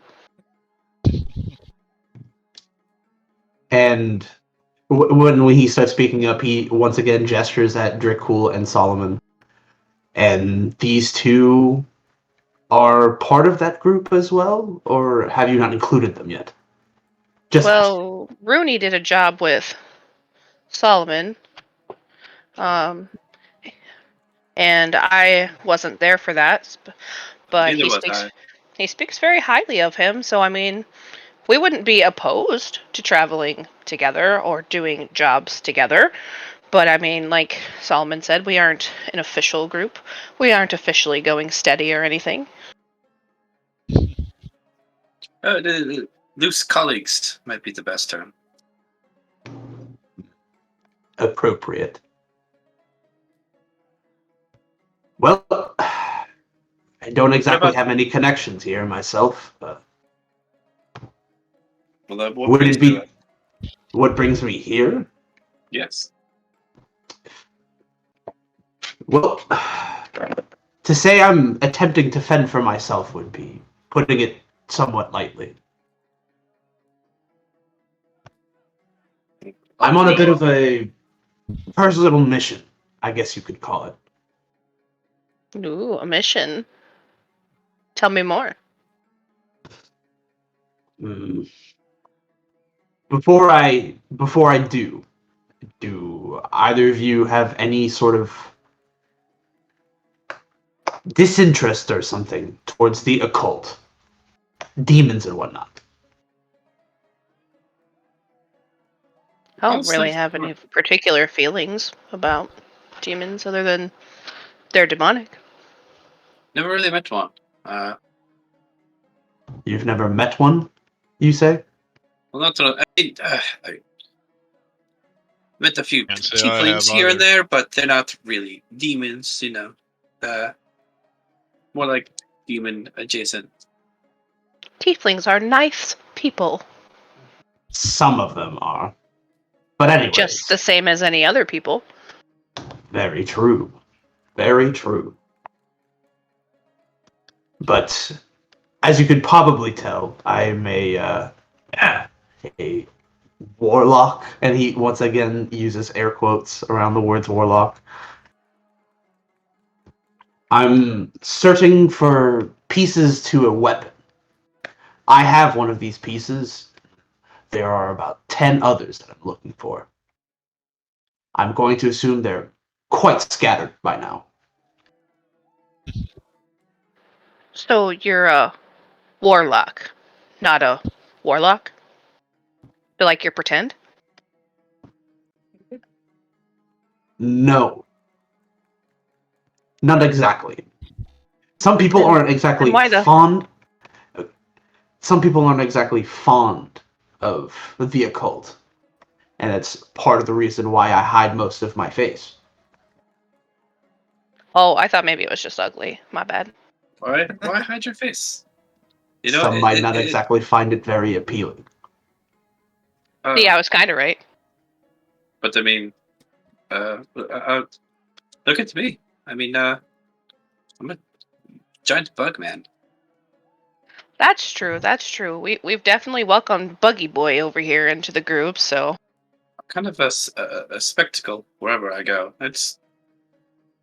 So in an attempt to kind of highlight his point, he's going to start pulling apart the portion of the turban that covers his face, and around along his forehead, around the sides of his eyes that were previously obscured, there's a bunch of runic markings that are quite literally carved into the skin. They're old by now, so they look like scars, but they're very clearly they were put there intentionally. Xanthia's gonna like move next to him and kind of like tread lightly, but she's gonna be like, kind of like studying his face. Does that hurt? Yes, very Gonna much so. Did you just gonna kind want of like that? narrow. Yeah. Sorry. No, yeah, it's the same thing I did. I was going to. I was just narrow my eyes. Like, did you do that to yourself? Part of the ritual. So yes, Was it worth it? let's just say I'm still trying to figure that one out. She kind of like lifts her hand up. Can I touch one? No, Okay, and okay, he okay. immediately starts covering back up. That's why I asked. Consent's a thing. Consent's a thing. I'm not fond of them being touched. Not quite That's fond of why I them being went. looked at. Why don't you like them being looked at? I understand not wanting somebody to touch you, but I mean, people are gonna look at things. That's just kind of like, unless they're blind. I mean, especially if you don't carve them on your face. I mean, it's kind of the thing people look at the most. On that, or unless you're a 6.5 foot blue bug man. Outside of certain circles, let's just say the close-minded wouldn't really understand. And most people tend to fear what they don't understand. Fair enough.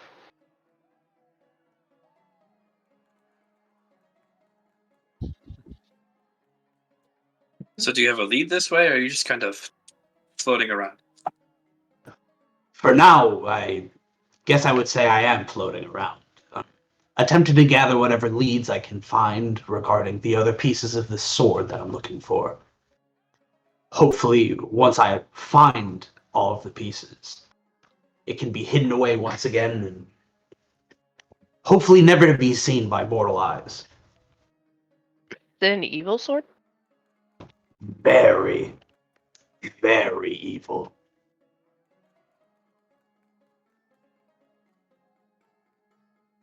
Upon hearing the group mentioning like floating, looking for the next thing, Gundren is going to walk behind Rooney, assuming you're sitting there, and move towards the group. And he looks at you all, and he says, "Well, I hear you might be beginning to form an adventuring party from what the lovely Marticia was telling me. Does that happen to be true?" I mean, these people are nice. Again, he like projects telepathy to them. I would say so. Not opposed to it. Why are you Maybe. making us an offer? I'm afraid. Well, I saw the group. Um, I saw how well you all handled yourselves with the Wolfman and the Bearman situation, and I know of Store, and I know that he can be a lot to handle. And I also saw that there was some trickery involved as well, and well, I think perhaps before I even begin with my spiel, we should I'm declaring this a celebration. And as he says that, Morticia comes over to the table, carrying a round of the finest dwarf ale that she has there in the inn, and sets it down on the table. And he goes, there, you all take one, I promise you. If you haven't had this before, you will never want to not have it again. And he begins to help distribute and pass out the ale to the group. And he goes, so as I said, um, now that we have a proper dwarven ale here in our hands, I am declaring this a celebration. And he raises his mug towards the center of the table, waiting for you all to join him in celebration. What would we be Xanthia would celebrating? slide hers over to Rooney, and she would keep her glass of wine. Well, I believe that we are celebrating that. And then he just, as you've asked him what you were celebrating, and he begins to start to talk about it, he immediately pauses and he chuckles in this loud laugh that clearly is coming just like right from the gut as he is laughing. And he goes, ha, you all almost got me, but I'm not going to talk about it now, not right here. There are too many ears about, if you catch what I mean. And he kind of looks around, and, the inn is pretty busy right now. Everything has calmed down from the earlier interactions. The bard is back to playing and doing a little act up on the stage. And he goes, not here, but I do have some business, and I am in need of someone to help. And Marticia says that you all perhaps could be the group that I am looking for. So without too many details, I just would like to say, if the business that I have that's getting ready to start in Phandelver, if all of that sorts itself out, there's going to be so much gold to go around that you will just be wetting yourself in excitement from it all. And he doesn't elaborate anything else about the business in Phandelver. He begins to partake in the drink with you all, as those of you who have lifted your glasses as they clunk together, and he's drinking. And as he's sitting there with you, talking for a bit, he says, so, listen here. And Sildar has also found a spot at the table. Not there, of course. Whoa, My bad. that's a little close. My Gotta buy me apologies, man. dinner first. Oh, goodness. Sildar has also joined around the table. And he says, so listen to me. And this is Gundren speaking. We are leaving for Phandelver in the morning. We've got some business down there that's a mite bit urgent. And an associate of mine is putting together a cartload of supplies that we will be needing. And I'm hoping that you all would perhaps be willing to get the cart for us.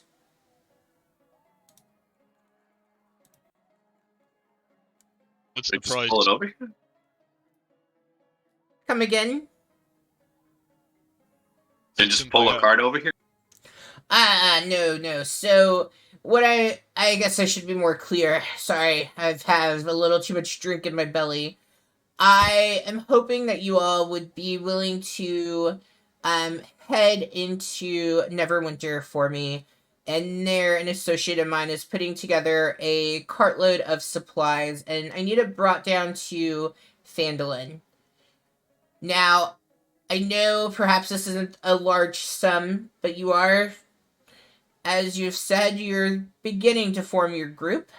But I can offer you 10 gold each for this. And I promise you, if my endeavors and turn out the way that I know that they will, there's going to be a lot more where that came from. I'm just needing a little help to get started. How far is Neverwinter from here exactly? It's a sure of a lot less than 3 weeks. He nods and winks. Xanthia would chuckle, and she'd be like, I could be interested in that. If you throw in some fine wine. Sorry, I'm not an ale drinker. Yes. I will be sure to let Marticia know, and I will have her send you all off as you begin this with a jug of wine and a jug of ale. She would hold up her glass. Then, if the others are in, I'm in. As you hold up your glass, you see Gundren motion towards Martisha and like pointing at your glass and stuff. And he's very friendly about it, not like condescending or demanding and stuff. But she sees and kind of nods and stuff because she knows Gundren. They go way back and everything, and she knows he's a good tipper. So of course she fills your glass right away and lets you all continue talking. Thank you, dear. Of course, of course. I'm sorry I didn't realize earlier. I guess we didn't get to have a proper toast, and he lifts his glass towards yours to give a little bump in the air to toast the celebration. And she would do it back. So I take it so at least some of you are interested. The others, what do you say? I'm interested as long as they'd have me come along. I don't want to impose myself upon the group, but an extra blade is better than a blade by itself. I'll let you come along if you tell me what your opinion earlier was. Is that really necessary? I'm just curious. Fine, then I'll give it to you bluntly. I don't think it was very nice.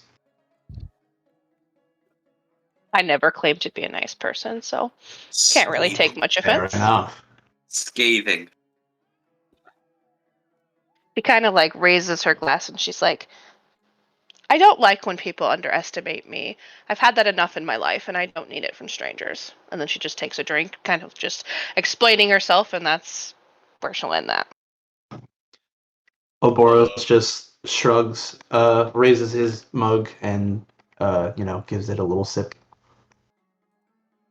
I'll just pipe up and I'll just say, yeah, what the warlock said. If you'll have me, I'm in. Yeah, I mean, Excellent, excellent. I think this is where I'm supposed to be, where Lorsh was bringing me. Yes. Solomon will turn to him and said, "Well, thank you, sir. And who shall we be working for?" Well, you will be working for me. If you mean who my associate is, that will be Maya Goodbarrel. She is going to be found at the Seven Suns Coster Market. Charlie, you never introduced who Gundren was. Did I You not? just said his name. Oh my gosh, my bad. Well, Rooney didn't introduce himself to Gundren, so we're just going with that. I blame Rooney. Yep. Damn it, Rooney! My apologies, I've gotten ahead of myself. And as he says this, Sildar, the gray-haired man, he pipes up, "Of course you did. You always tend to do that." And Gundren looks at the group. "Well, my name is Gundren Rockseeker, and as I said, I have a business that is getting ready to begin a little south of Phandelver with my brothers and and I'm needing to get the supplies there. This here," and Sildar, as Gundren goes to point towards him and introduce him, because I can introduce myself. As you can tell, I take the quiet approach, and I have been watching you all and seeing if this idea that Gundren has had with the input of Martissa was sound, and I find it to be so. Well, I'm Sildar, and Gundren has hired me to help him on this endeavor. We had just made a trip up to Neverwinter, and we are heading into Phandelver, and he had asked for me to help escort him back into Phandelver. I have business there as it is, and so it made no difference to me. A little bit of coin is always welcomed, especially if I was already headed that way. I'm sure you can understand that. Very good, sir. To Gundren Rockseeker, and he puts up his mug. Yes, to Gundren Rockseeker, Gundren boasts loudly. So I take it we were all in as he raises a glass to clink with everybody else. Xanthia would look to Rooney to see what he has to say about it. And when he raises his glass, Xanthia does too. Oros just nods and raises his glass. I just raised my glass silently. Kirka will raise his glass and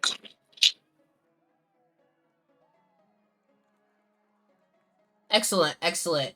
See, Sildar, I knew that Martisha would know a group around here, and we got lucky we came when we did.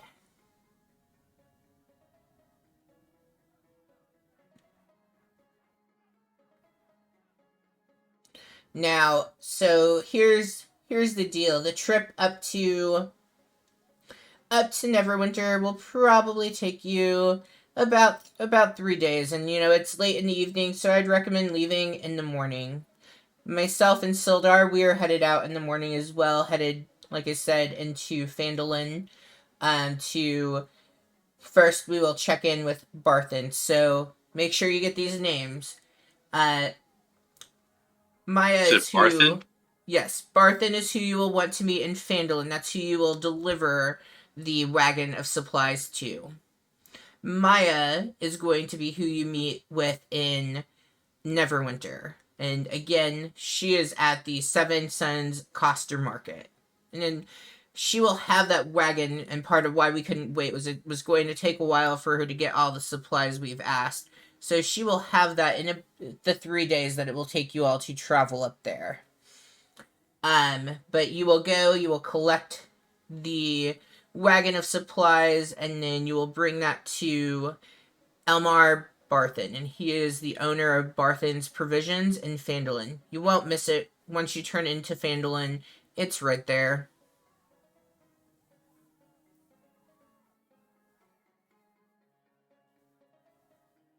Does the group happen to have any questions or anything I can help to clear? Where did you say Maya would be? She will be at the Seven Suns Coster Market, and that is in Neverwinter. Once you get into the city, there are signs posted, but of course, everyone there knows where it is. So if you need a little bit of direction, I feel that would be the best is just to ask the people versus us trying to draw a map of a pretty large city. Might get too complicated. I'm not really good at map drawing. My my only question is Neverwinter one of those like clever names where it's always winter, or is it? I never dealt with snow or cold before. He chuckled and looks at Sildar. Well, you're from there. Do you care to explain? And Sildar looks at the group and says, "Well, even though the town is in an area where it's cold and whatnot, um, it doesn't tend to be as cold as it should be because the river that's flowing through it's heated by some fire elementals that are living under it, and so that's why it's known as Neverwinter." Oh.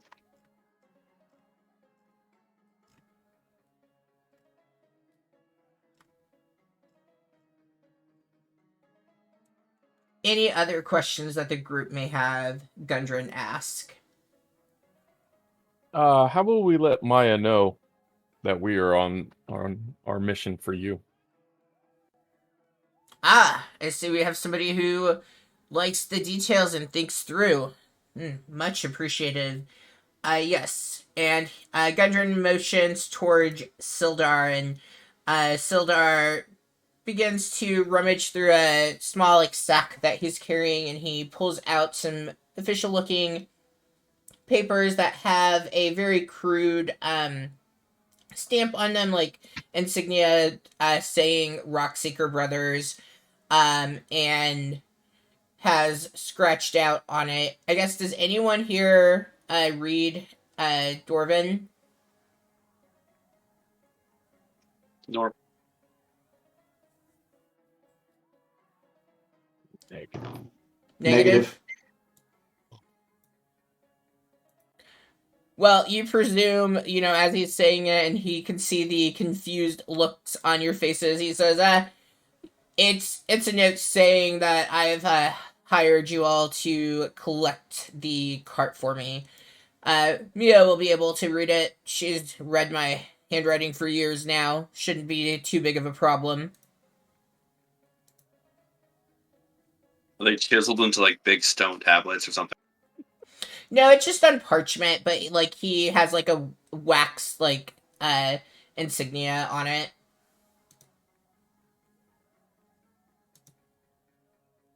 Very good. Thank you, sir. Of course, of course. And Barthen, of course, I will let him know about the group coming through. I mean, and he kind of looks around. No offense to the group, but with a group looking quite like this, it's probably best that we get to Phandelver first. Otherwise, they might be a little reluctant. They're not. It's a small town. Need I say more? Hey, we're a good-looking group. Oh, We're of not course, of exactly course. raggedy. Yes, yeah. I mean, that is true, but you are a little different. I'm afraid, especially compared to the likes of Phandelver. And different's not bad, of course. It's not bad, but it's that. Well, I mean, it's different. But it gets me a lot of attention. Exactly. A lot of attention might be coming your way. Well, it's a good thing I like attention. I understand. I've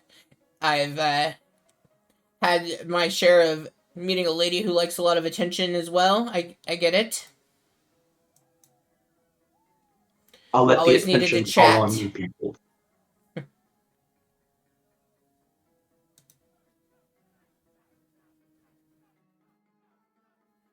All right, now I just want to make sure that we understand the arrangement. Is there one of you who can recall it for me, just so I can make sure I don't need to repeat it again? This is very important. I know, like I said, the payment isn't much, but what you're helping with is the establishing of a brand, if you will, and it will definitely pay off to you in the future. Ah, yes. I can tell you what you hired us for. We are to go to Phandalin, to Maya, at the Seven Suns Co-Star Market in Neverwinter, not Phandalin. Sorry. I think I said Phandalin. Anyways. And get the cart from her, deliver it to Phandalin, to Barthen.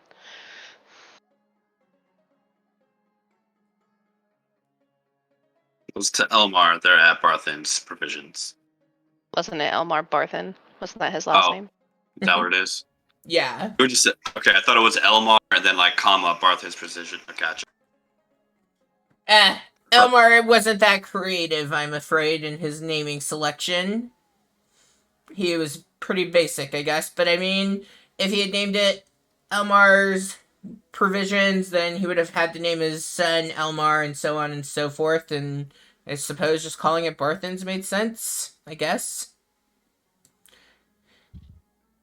Alright, well, it sounds as though you all have a good idea of what lies ahead. Like I said, myself and Sildar, we are going to get up and depart pretty early. You probably don't need to depart quite as early as we are. I just want to get a head start on the parts that we need to take care of this arrangement. But if you don't have anything else, I would like to retire for the evening. But if you have more questions, we are happy to stay up and answer as much as we can.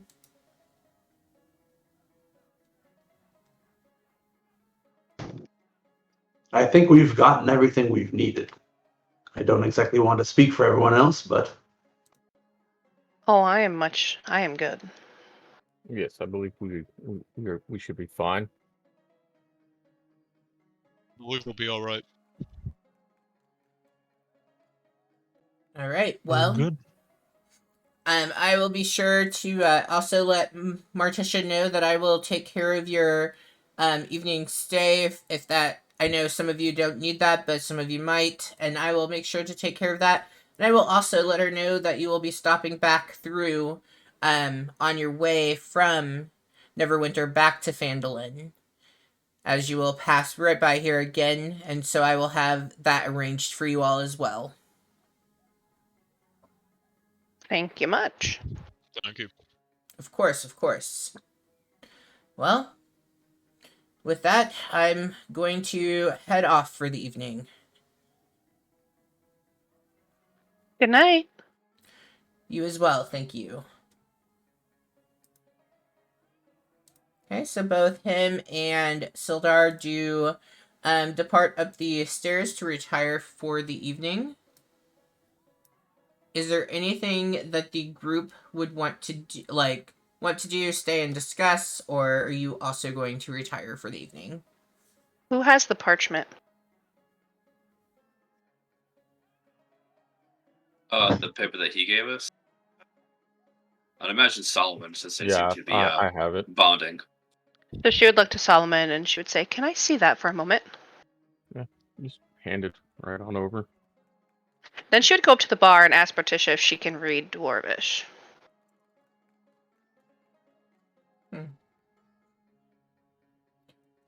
You go up to the bar. Morticia says, "I mean, I can read enough, probably about what he could write. I could read.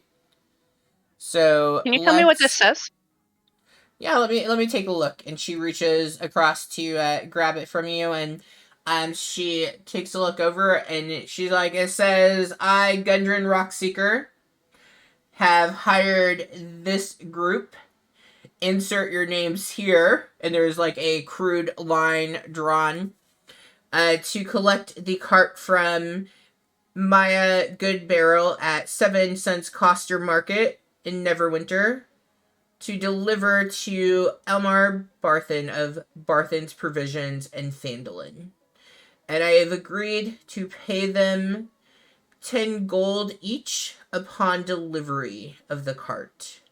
Payment will be left with Elmar Barthen." Thank you. I just wanted to make sure that it said what he said it did, since none of us could read it. I appreciate it. And then she would rejoin the group. As you're walking away from Morticia, she goes, "Well, don't forget the line you're meant to write your adventure. I don't think there's enough room for you each to write your name, so he probably was expecting you to have an adventuring name to put on that line." Sounds good. And then she would come back to the table and she'd set it down. She'd be like, "Well, sounds like we need to come up with a name for ourselves."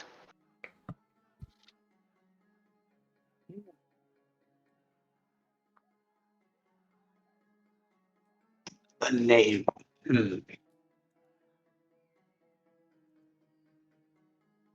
She kind of looked around and, well, they said we're a bit different, so maybe we should have a name that is a bit different.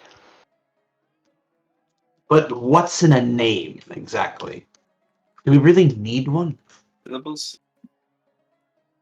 Well, unless any of us can write small enough to fit all of our names on this line, I think we need a name for our adventuring group. Start an LLC, you know. Get tax breaks.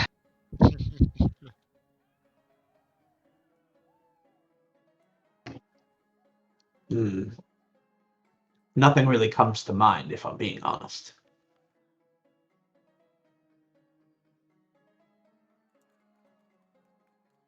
Rooney, what do you think? You're pretty clever. Come up with something funny with your innocent mind over there. What are we naming the cat?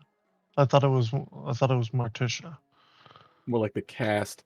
Rooney, do you ever listen?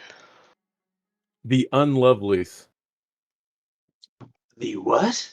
Unlovelies. Smorgasbord. I like the Unlovelies. It's a Rooney and Friends. Well, the chat has voted for Xanthia and her bad bitches. Oh no. Oh, Me and Xanthia is the only female supposedly in this group, so I mean, could be Xanthia and the bad bitches.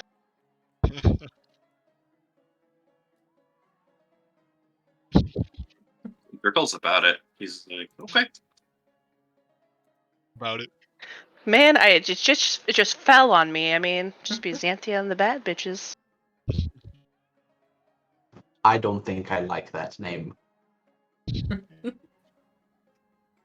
But the and is that the part you don't like? Don't like the word bad. Just Xanthia and the bitches and her bitches.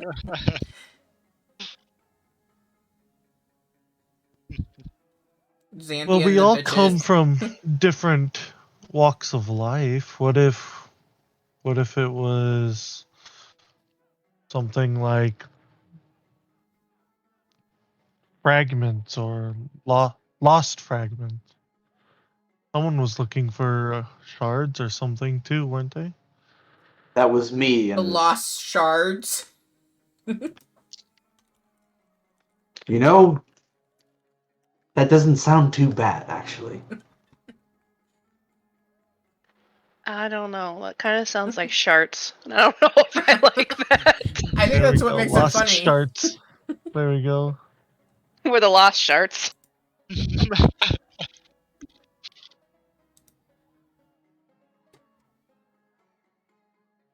What's a shart? Oh no. Be glad you don't know. Ask Rooney. He does it all the time.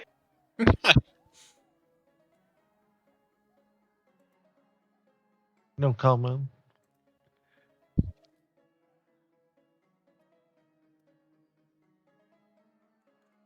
I'm sure we have time before we get to Neverwinter. Yeah, I mean we have to sign that by the time we get there, right? Yeah, It's at least 5 days, so I'll think of something better by then. You know, I have a feeling that the powers that be really want us to have a name, because this is like the third time that the world has told us that we need to have a name. So I feel like maybe it's a sign. As the group is conversing about names and whatnot, Marticia calls over to the group. I don't care what you name yourselves. Just please do not name yourself anything Marticia. What about Martitious bitches? Yeah, I'm Morticia's bitches. You see her in kind of like a contemplative state of being. Like she kind of puts her elbow up on the counter and is kind of like thinking. Xanthia like shoots her up, blows her a kiss. Morticia's She Zoo. catches it. Marticia catches the kiss. She goes, Martitious menagerie might work well. Morticia's bitches. I could be okay with it. Did you say you want to have a menage with Marticia? No, it's Martitious menagerie. Yeah, that would work well. Oh, you gotta pick Keeping that. names that the DM can pronounce, and that's not one of them. Marticia, you've hit that one a couple times. Thank you. I don't have very many rules, but that's one. That's a pretty fair rule. So part of my I mean, it's prep not like is our looking DM up words. mispronounces your name. Yes, It's not like Tadger. our DM doesn't mispronounce your character's name. I kept like looking over and like it's Tadger. So I Tadger wrote like down the the badger. pronunciation. Tadger like a badger, because it's part badger, cat, and everything else. Anyway, I digress. Marticia is like, Marticia bitches is fine by me. That's one use of my name I could be okay with. You do not have to pick that as your name, FYI, out of character. I mean, we could just be the oddballs. The fairly oddballs. I believe there is a play that was called that. You hear Marticia say to the group. In what realm? Well, in Is it this one, of popular in course. Neverwinter? Probably. Being a big city and all, most things are. They're ahead of their time. Don't you think we'll be mistaken for a theater troupe rather than an adventuring party? That might work in our favor. I'm not exactly a performer. And no offense to either of you, but none of you look like performers either. I think there's a look performers have, though. Performed in the arena. Surely that counts. To an extent, I suppose.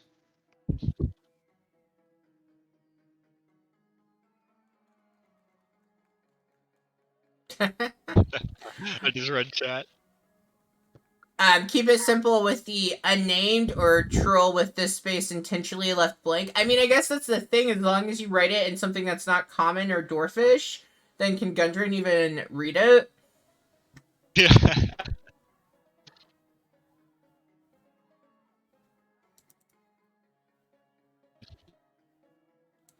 I mean, Gundren's never not gonna read it. We have to give it to Maya. No, that's also true. Maya. Well, Maya and then Barthen. And Gundren in Phandelver. So Yeah. So, I mean, really, anything that's not common or dwarfish would be a safe bet. Like, you don't know anything about the other two and what languages, but you could assume those two. Also, it does not have to be Write something in decided. Celestial.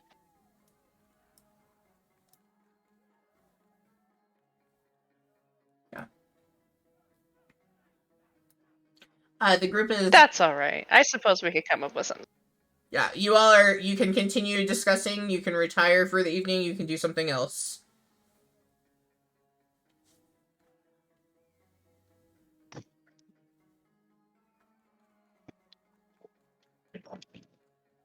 I think I may try to rent a room for the evening. I want to do some meditating. Room's already been covered. yes, I believe Most. Gundren covered the rooms for us. That is very fortunate.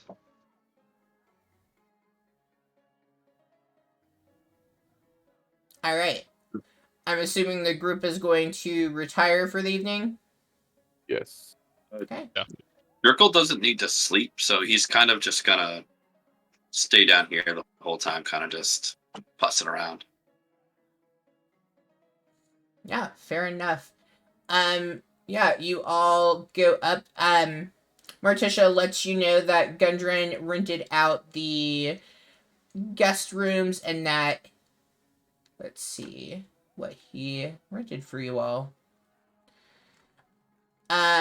He rented out 2 rooms that each can have 3 people in it.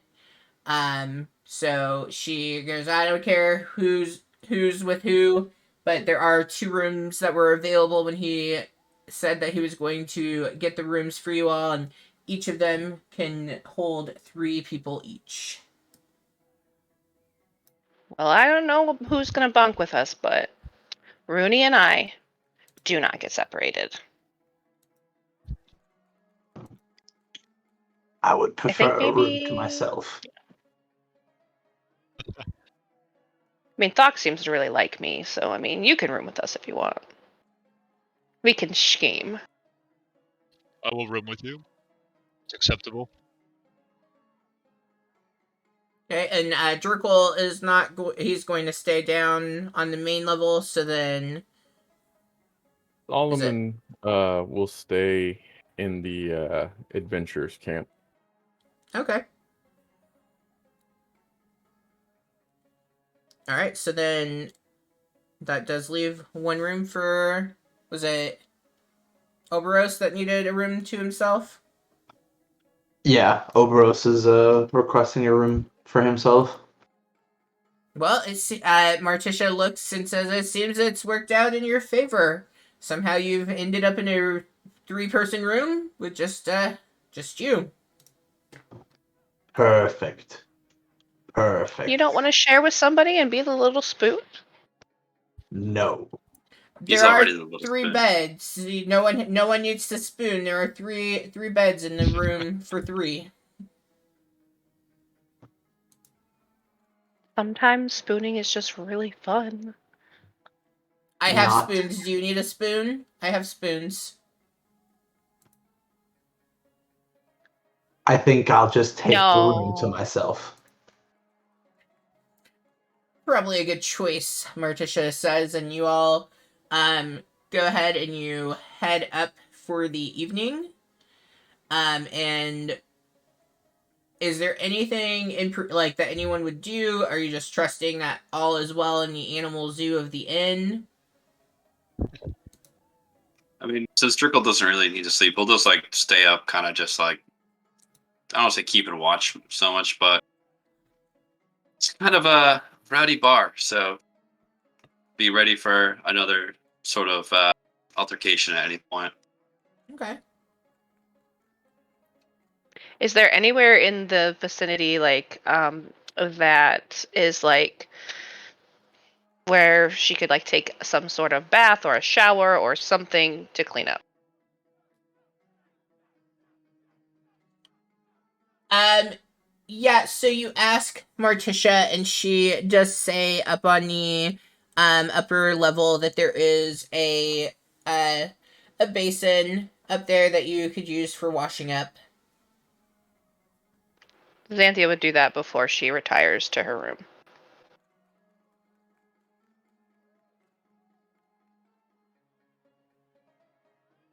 Got to keep these locks clean.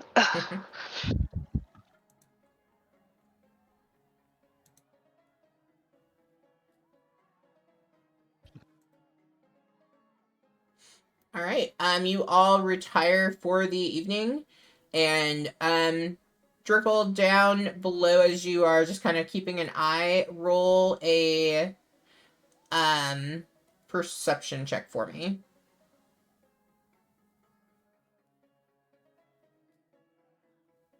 Yeah. Oh, Oh, nice. Nice roll. So as you are down below, kind of keeping an eye, just staying alert. You don't notice any trouble, but you do notice as like the evening hours progress and stuff, and so Martisha stays up pretty late, but of course, eventually she retires as well. But before she does, you kind of take notice that Tolan, who is the bard in residence, that he keeps like giving Martisha the eyes. Like, he just keeps on looking at her, giving her the eyes, and you pick up on it. They don't notice that you have picked up on it. You're not sure. You don't ever notice Martisha returning the eyes, if you will, but you definitely get a strong sense that Tolan has some feelings for the inn owner, Martisha. In his head, Tolan hears, "Go say something charming. Do it. Do it. Do it."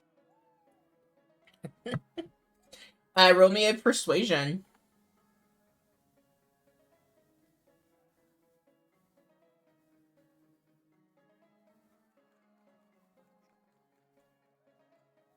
And I'll use my favor of the gods too. Okay.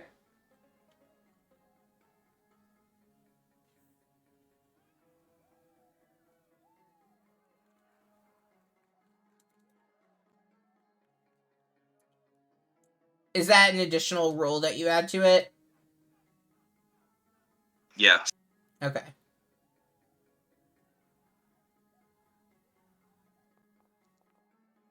Oh, So that nice. becomes an 18. So at first, as you are telepathically telling Tolan to go say something charming, you kind of like see him, and at this point, like, I know I haven't messed with tokens, obviously, but like at this point it's just like the three of you in the end, and an occasional adventurer from across in the adventurers camp coming in. But mostly just the three of you, and like you see him like look at you and like kind of shake his head no, picking up that he is definitely not sure how to be charming in a way that would be well received by Morticia. But you persist, and he does approach towards the bar very nervously. He moves over and sits down. Morticia comes over to see if there's anything that he needs. He takes a side glance at you one last time and very clearly like looking for some words of wisdom before he attempts to try to charm the lady. Say, I'll cast. Can I cast guidance on him?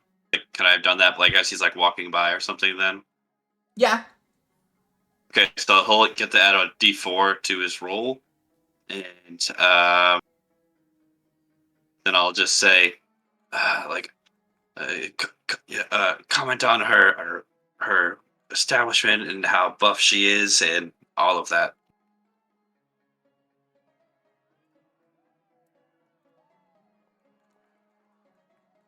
Okay.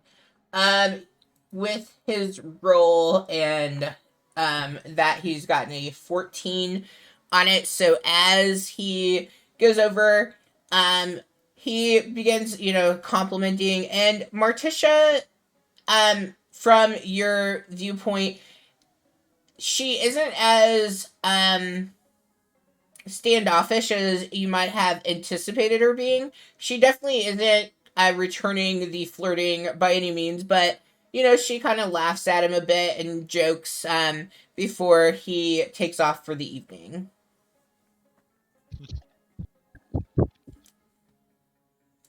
All right, the evening has come and gone, and you all awake for morning. What would the rising plans be for the group?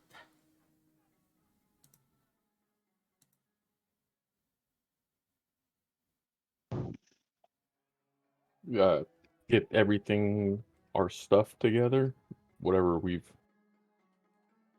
not gathered up normally, and I assume start to make our way north. Okay. Yeah, sounds about right. Oboros would be waiting for everyone else to gather up, and once everyone's together, and guess we'd be leaving.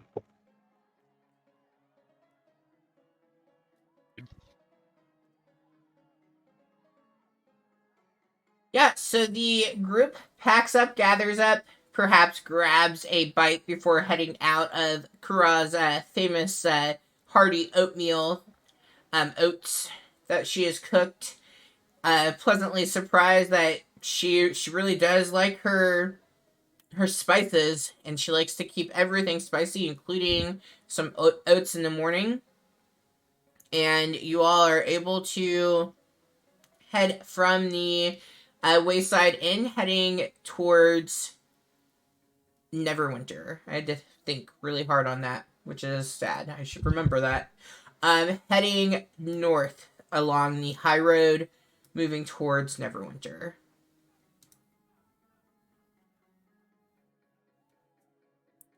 Okay.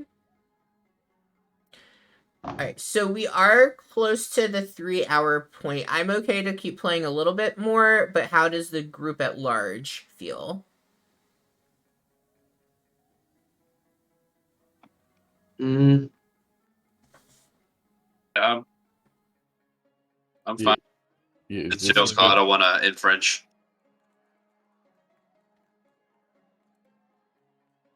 Is there anyone who would like to? Because I can wrap it up in like the next 10 minutes, or I can wrap it up in about 2025.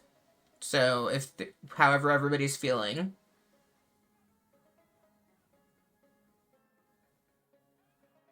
I'm good with whatever. Okay. Yeah, we're, I'm good with whatever 25. the group wants. 10 Yeah, or 25 isn't much of a difference. So if that's where you feel more right. comfortable dropping off on, 10:15 is not going to be Okay. a deal breaker. Cool. Yeah. I just wanted to make sure, because like obviously eventually you might end up in combat, and I feel like when we hit that, that's a good stopping point then, because that takes longer. Cool. Oh, you're planning on some combat. No, I said Okay. eventually you could end up in combat. You stop that. All right, so the Mhm. group departs. As you all leave, is there any particular order or anything that the group would be walking in? I know Xanthia would be next to Rooney. I'm really Rooney surprised by is that. carelessly just wandering around. So if he's in front, he's in front, but he doesn't have a preference. I would probably be near Xanthia and Rooney, seeing as I probably know them the best out of the group thus far. Boris would be kind of hovering a bit towards the front, but not like far away from anyone else in particular, just ahead of the group in case something jumps out at them. He considers himself more martially adept, even though he may very well be wrong at that. Trickle will hang in the back so you can kind of see the group entirely. Yeah, and Sawman will stay with Trickle just to keep an eye out on things behind, just in case. Xanthia would probably trip Rooney at some point.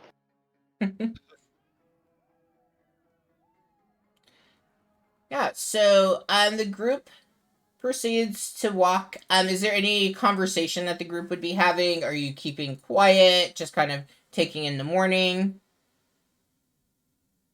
Xanthia would try to strike up a conversation with Thok, like asking him, like, "So, what's your story? What brought you here?"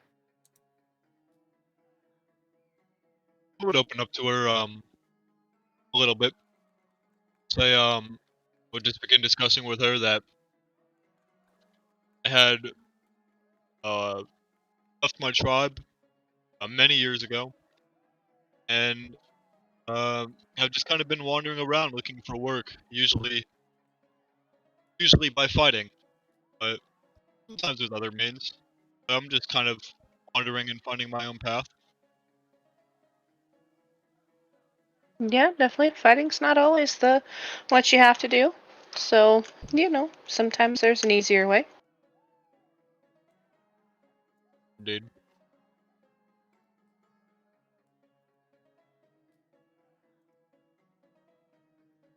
Okay. Would look over to Go ahead. I'd ask Xanthia, I'd be like, so I overheard last night that you're a bounty hunter.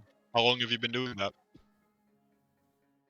Pretty much since I could walk. Not necessarily a lead bounty hunter, but it's in my blood. It's the family trade. So I've been around it my whole life. I am the only woman in my family to have done it, which is why I get a little testy when somebody tries to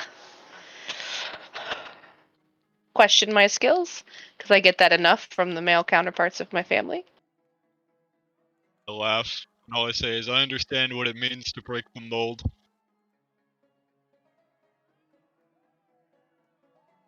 Yeah, I don't much go around the clan anymore. I've been traveling with Rooney, and he quite literally fell into my lap, and we have been traveling together ever since. And he doesn't know much about Faerun and how things work around here, so it's been kind of interesting to try to teach him.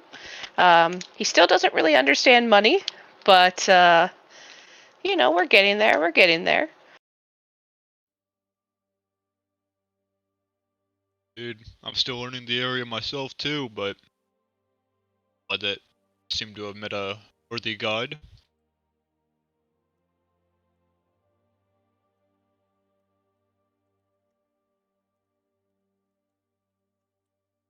As you are walking and talking, um, you come across a signpost.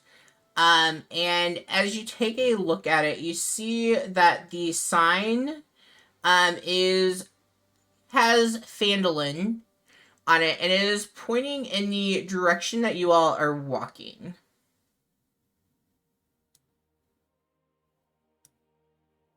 Does it have like a mileage thing on it, or is it just like an arrow? It's just an arrow. There's also an arrow for Neverwinter. It's pointing the same direction as well.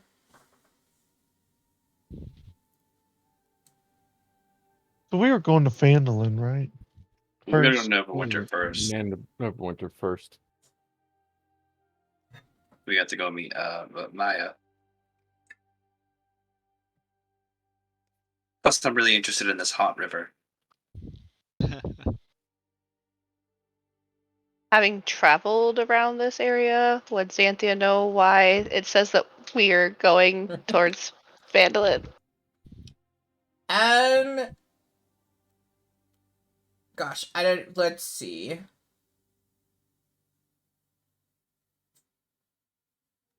Would rolling to no direction, like, what do you all think that roll would be? Survival. I'd say I history or do nature. survival. Okay, Survival, yep. I think. Pick one of those Survival. ones that were thrown out. I don't necessarily care which. I guess survival would make sense. That checks. But if you pick something else, that's fine.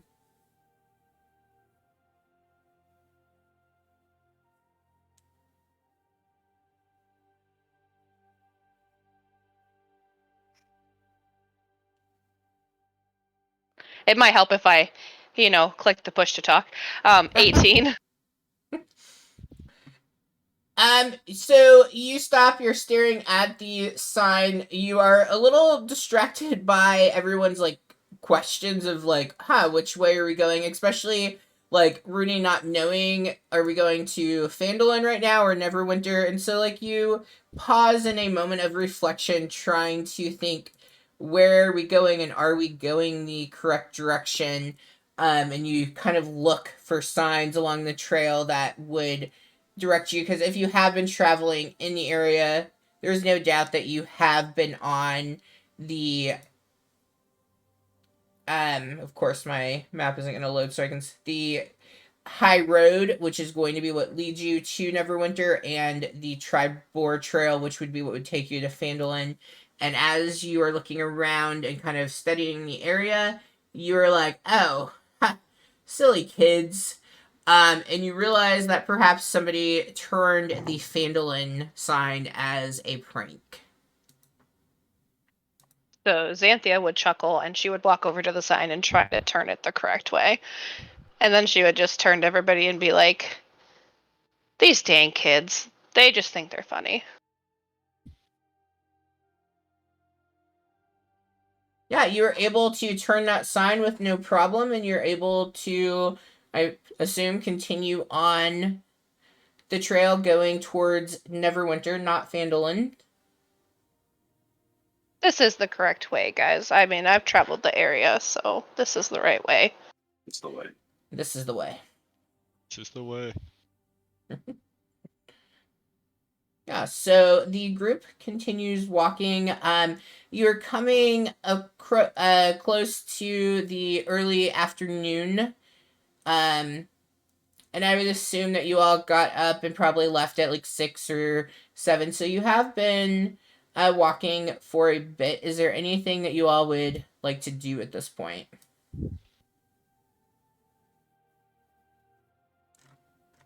I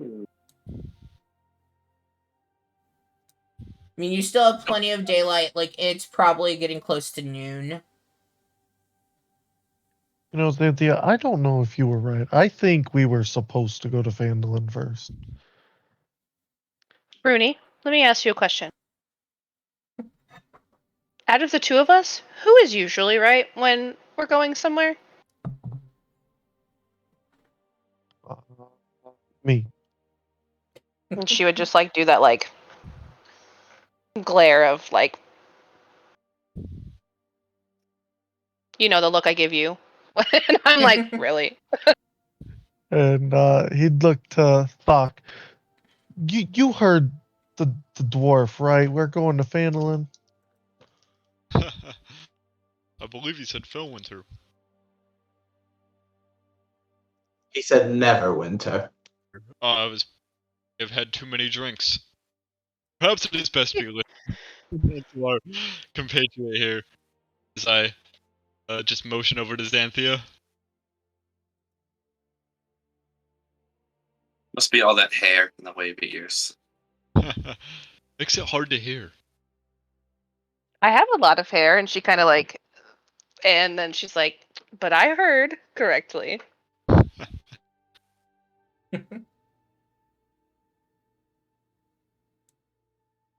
You really should condition your hair more. Elemental cough from the back. We need to go to the Seven Sons Coster Market. They don't have a market in Phandelver. It is a very small town. Now there you go. Are you going to question me again, Rooney? Do you think that I would lead you astray? Have I led you astray before? I don't know. All I know is we found the goblins pretty easily, me and Solomon. I'm pretty sure that I've never gotten lost and lost time. And I did not fall into your lap. That is all I'm going to say.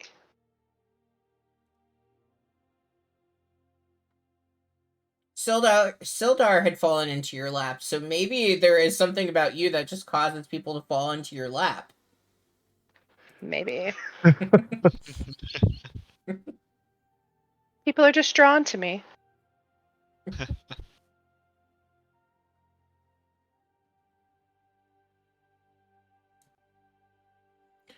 Okay. I guess we'll keep going. Draco will pull out his bagpipes and play us a jaunty tune for travel. Does anybody want to stop for lunch?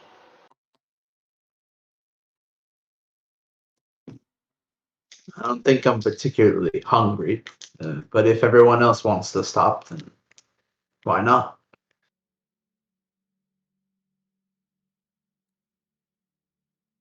I don't care. I just figured it's getting to be where the sun is. It looks like it's about halfway through the day, so I just figured I'd check and see if anybody needs to stop, eat some lunch, whatever, drink some water. Or some wine. I mean, you do have wine and ale with you, thanks to Gundren. Did we get our 50 gold too, by the way? Oh yes, yeah. Is that just divided by the 6 of us? That'll Or be was it 80 50? each with 2. Yeah, 8 each with 2 extra. Okay. Community funds. Community fun. You can go ahead and do 10 each, so 60. Let's keep math easy.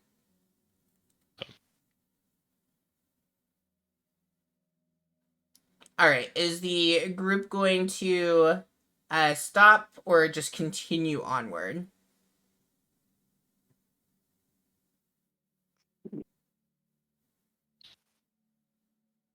I'm afraid any of it.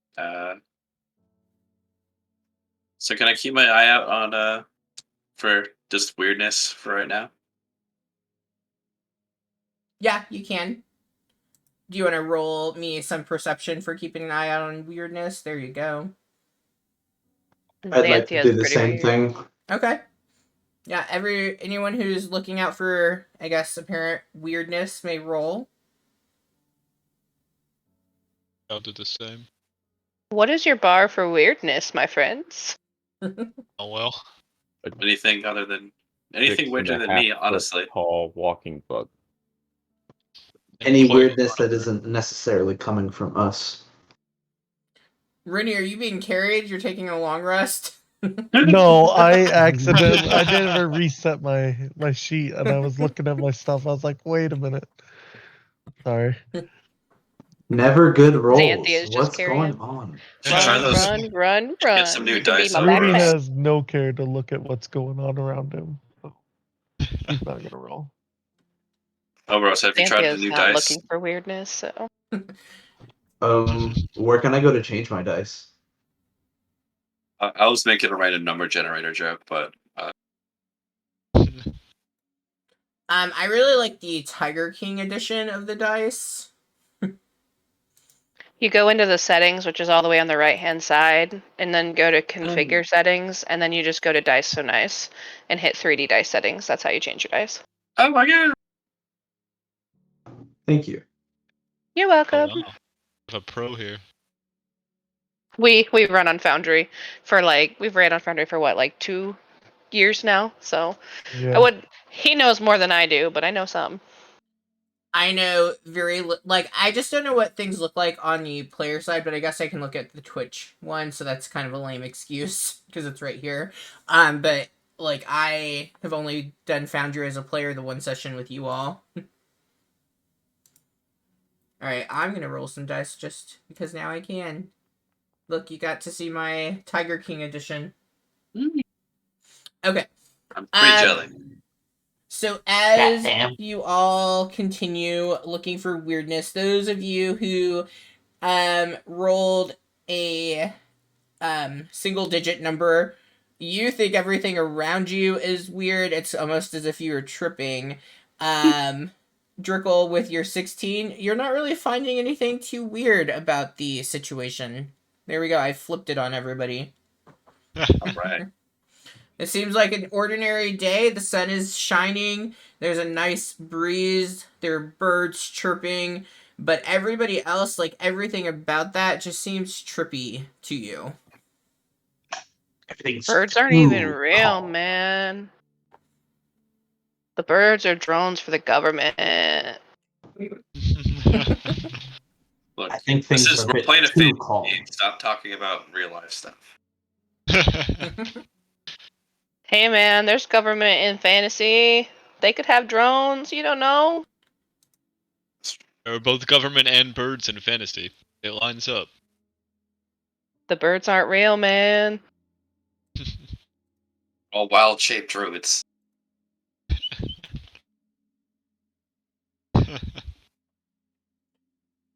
All right, so the group isn't stopping for lunch. You're just continuing onward. Is that correct? It's okay if that's correct. I just want to make sure I know. Seems like that. Yeah, I can just scarf some trail rations on the way. Just have a cup of ale that I'll sip on as I walk along. Yeah, so you all continue walking through the mid-afternoon. As you are walking along the trail, everybody roll me a perception, of course, my favorite. Another perception, look at me go. Okay.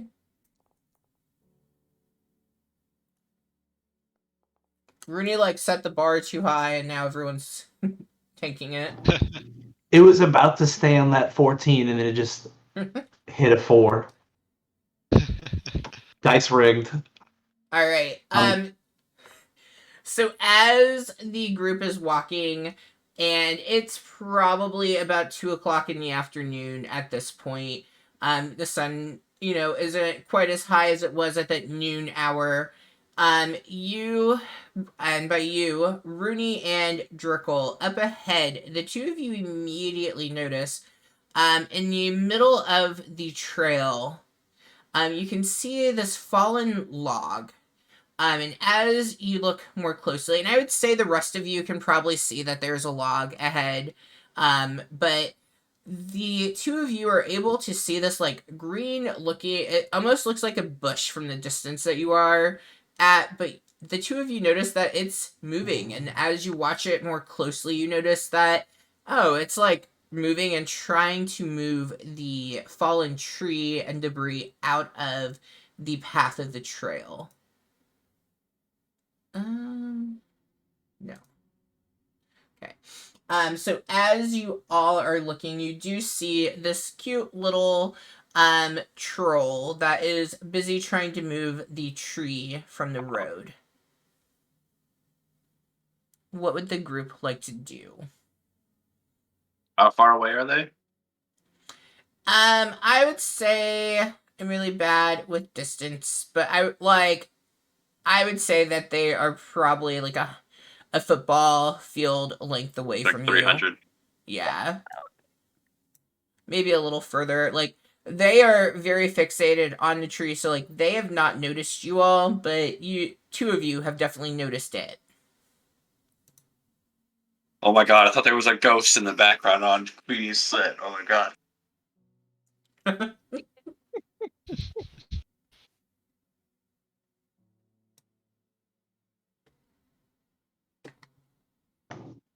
Um,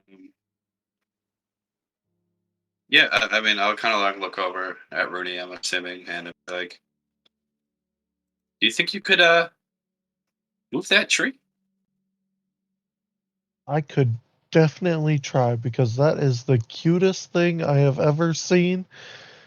And he's going to kind of We haven't seen anybody begin that short since Bob. skipping that way. You know, although with this music, I am definitely regretting giving my loot to Steven. And he begins skipping away to help move the tree. What are you saying is cute? She Oh, would ask him.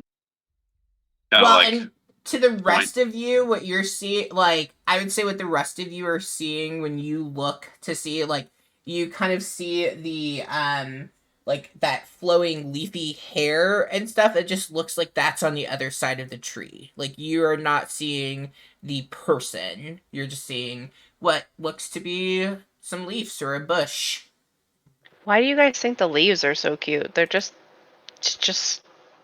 leaves. I think it's like a plant-based Bob. She's just like, Are we really marveling at a bush in the middle of the path? some of us really like bushes, you know. I don't Green, understand the excitement. You green, prefer a landing leafy. strip?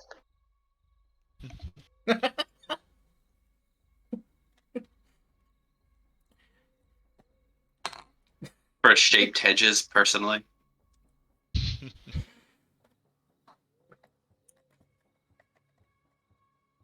But no, come, we gotta. Clear There's the somebody road. behind the log over there. Oh, okay. She's still What trying you to like said. make it up.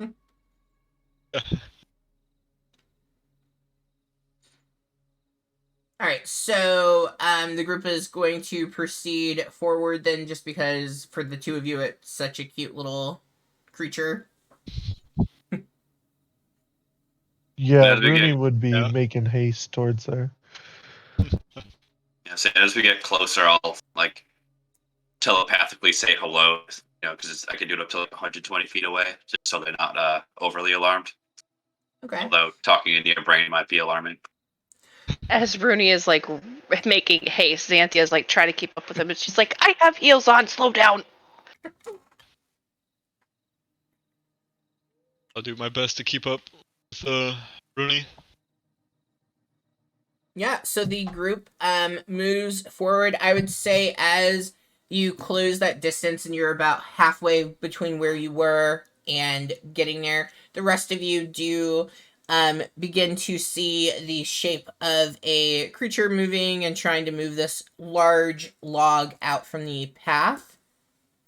And as Drickle is communicating in the troll's mind, like the troll looks up and kind of is looking out towards the distance and begins to wave at the group. Very friendly. So cute and friendly.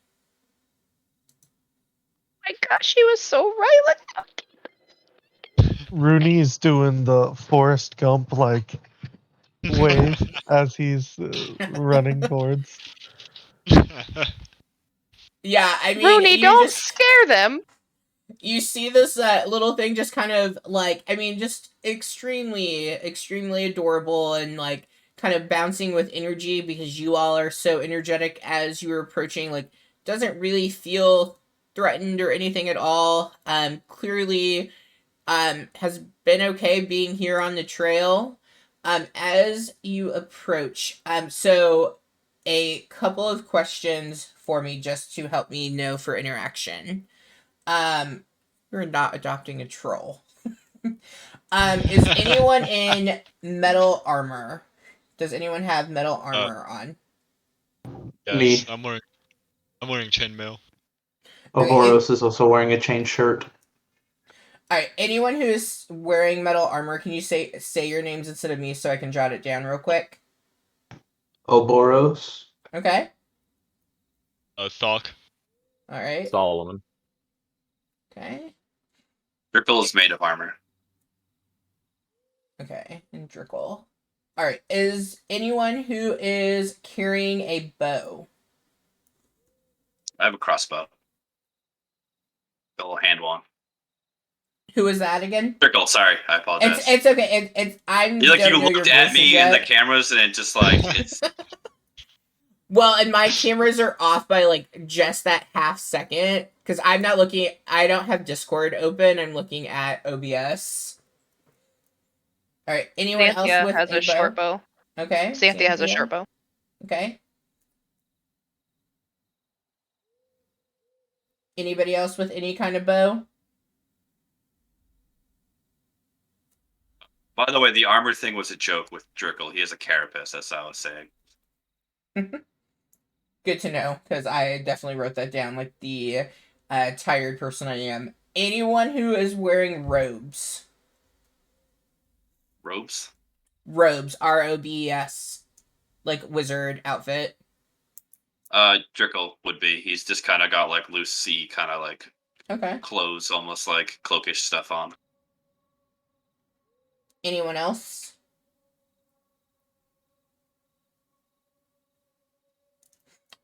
All right. So as the group approaches, you see the adorable troll that is struggling to move the tree. And the troll looks at you all and is very giddy with excitement as you all approach. How do you wish to proceed?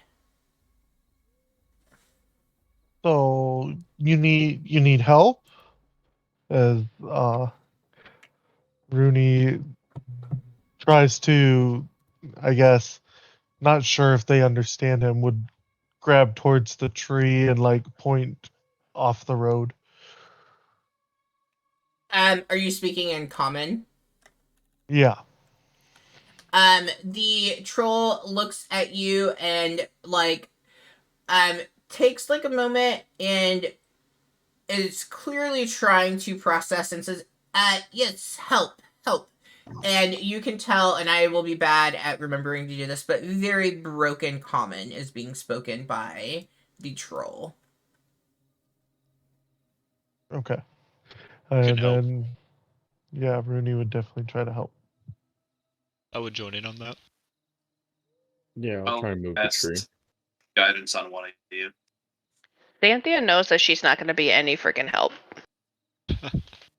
Yeah, so as you all begin to help, the very giddy troll is saying, help, and like very happy and go lucky about it. And kind of steps out of the way for the group to try, and then if you all want to roll me some strength checks and we'll determine how well each of you help. Okay. Strength checks, or can I use athletics? Either one would be fine with me. Okay. At the end of the day, you all are going to help the little troll, so. Let's say, Rudy, evens or odds?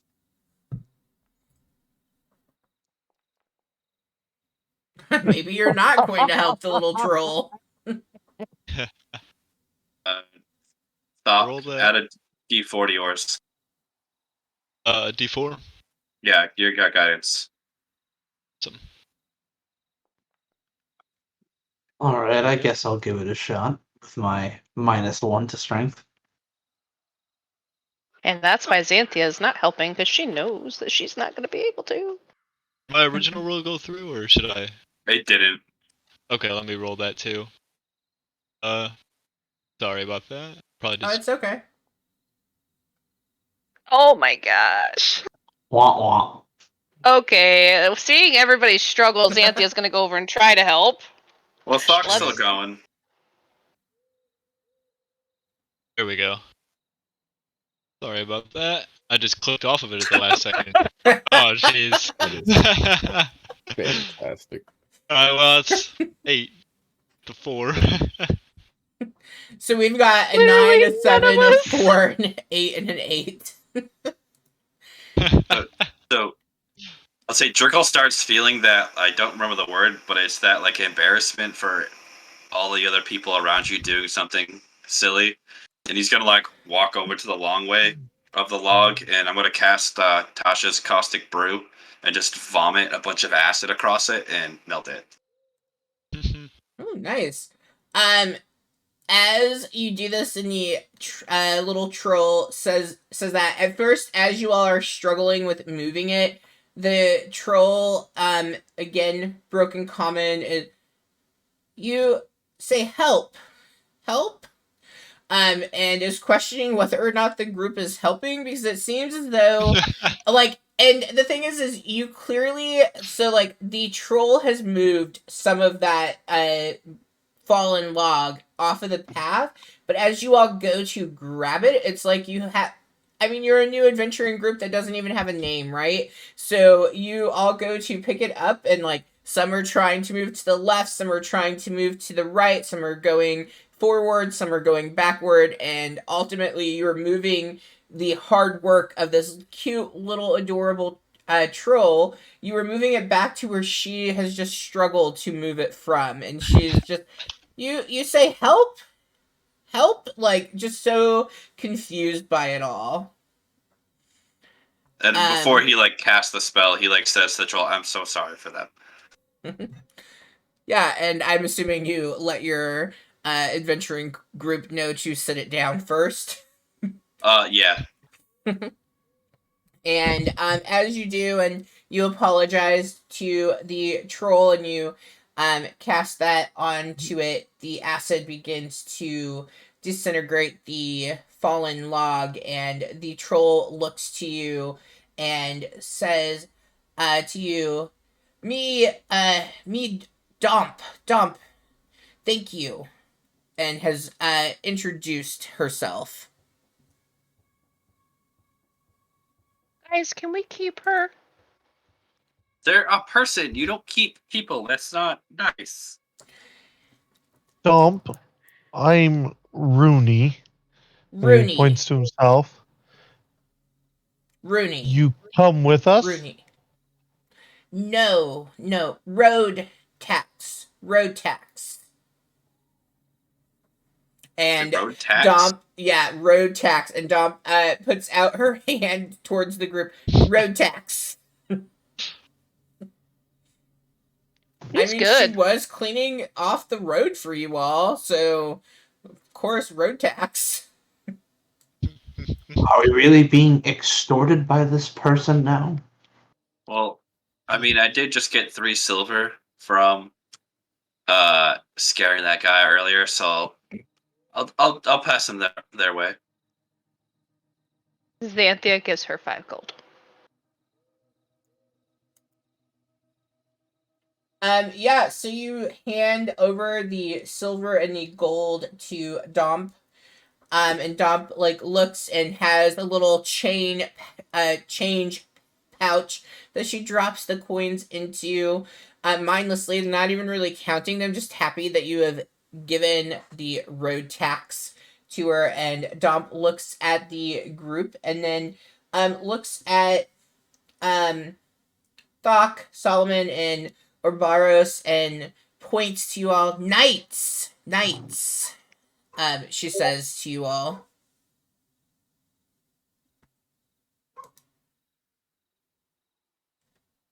I am of the Order of the Gauntlet, and we try to keep things safe. Thank you for your service with the road. As say you were hi. talking, and that's like the longest sentence that you all as a group have said to Dom, like she's just looking, and it's very clear that she has no idea what you have said, but is smiling and nodding. Yeah.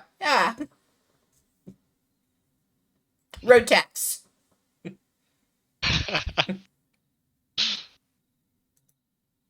I'll just smile and nod and flip her 3 gold. Do they mean to collect from everyone? Domp. Or Road tax. Oboros just kind of groans and gives them a single silver coin. Seeing as you are like the first to just give a single coin and everybody else has been very generous, you see Dob like looking back at you in like anticipation, and then says, "Greed, greedy." Almost as if she is testing a new word that she has learned recently. Oboros Rooney will just grab his shakes his whole head. pouch. Sorry. My bad. Sorry, go ahead. No, he's it's fine. Oboros is just gonna shake his head at the creature. Rooney will grab his whole coin pouch, having no understanding of money, and just hand it. All Xanthia would 18. grab it before you do that. Ooh, Xanthia would have grabbed it. So as he is reaching, let's see how quick you are. Make me a sleight of hand check on that. Oh. I Let's mean, find you the are a right rogue, so you should dices. be okay.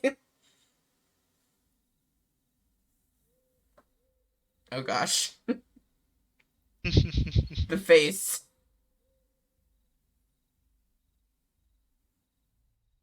17. Yeah, you are able to grab that pouch. You grab it before Dom has even realized that you have stolen the road tax from her.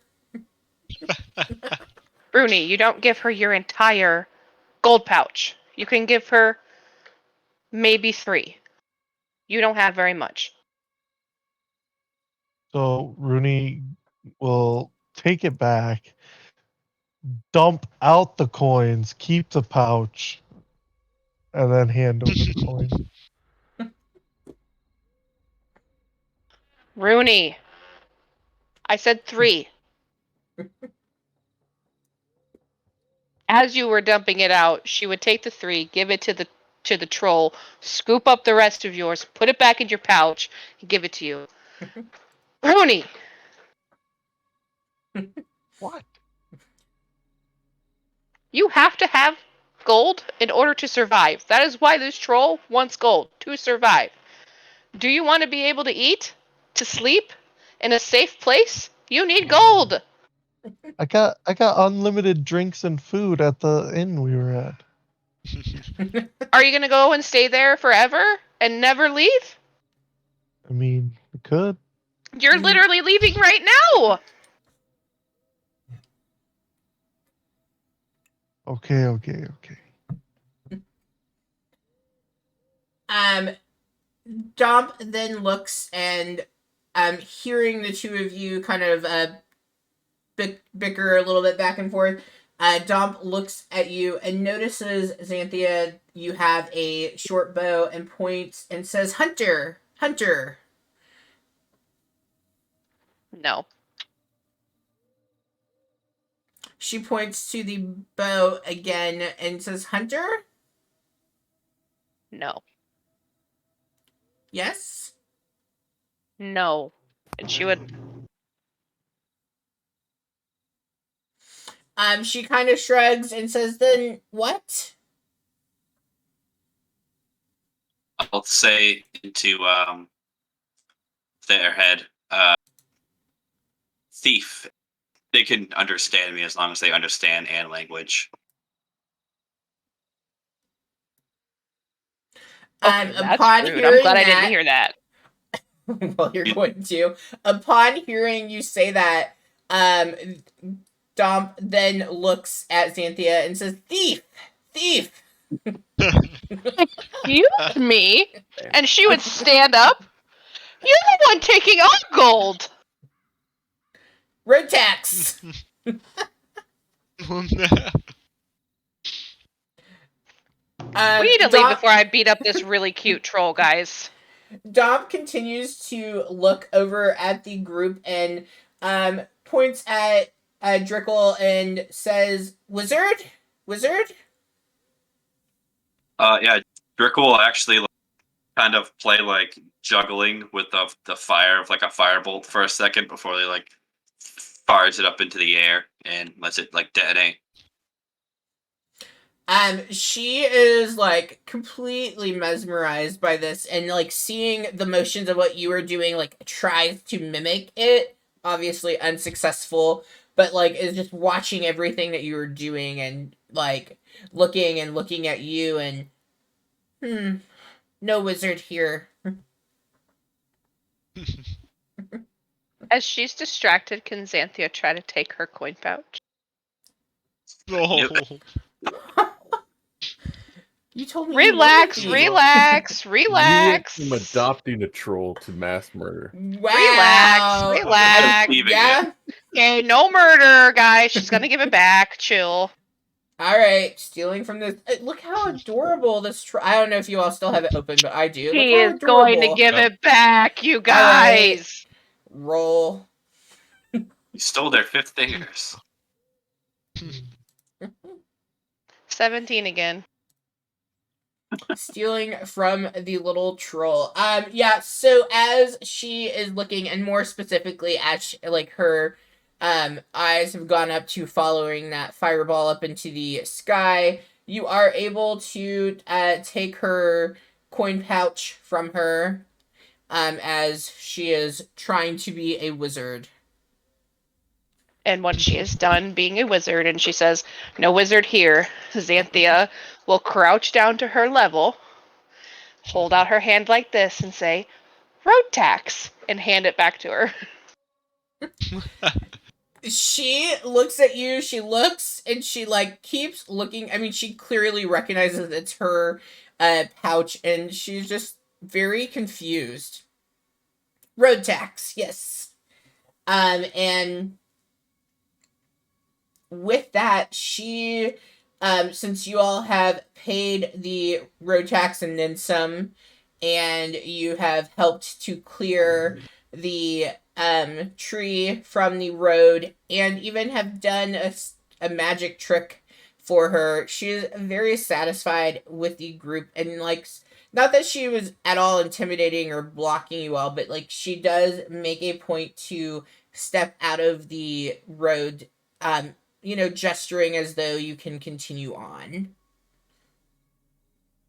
But she's still just as giddy, as happy, if you all are lingering at all, like, definitely happy and content to have you all there, but, like, she has stepped to the side.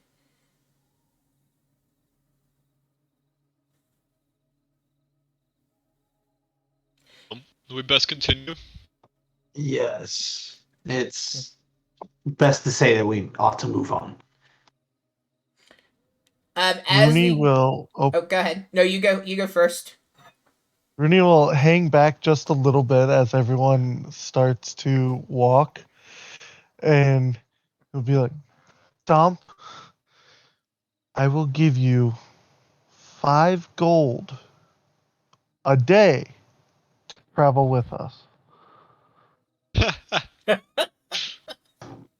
Super commended. Oh my gosh. I don't know why I thought that anything different would happen with any group. I mean, that is such a cute little troll. Roll me persuasion because you are bribing, with some advantage on that. Oh no. Just curious how he's gonna Oh, pay her Lord. 5 gold a day. Yes. Damn it. Oh my god. I mean, I guess that is the other thing. Is Rooney being truthful about that 5 gold a day? Yeah, he will give 5 gold a day. Or at least he fully believes it, anyways. He's got 3 days worth. Oh my gosh. Yeah. The little troll looks at you all and says, "Road tax, road tax."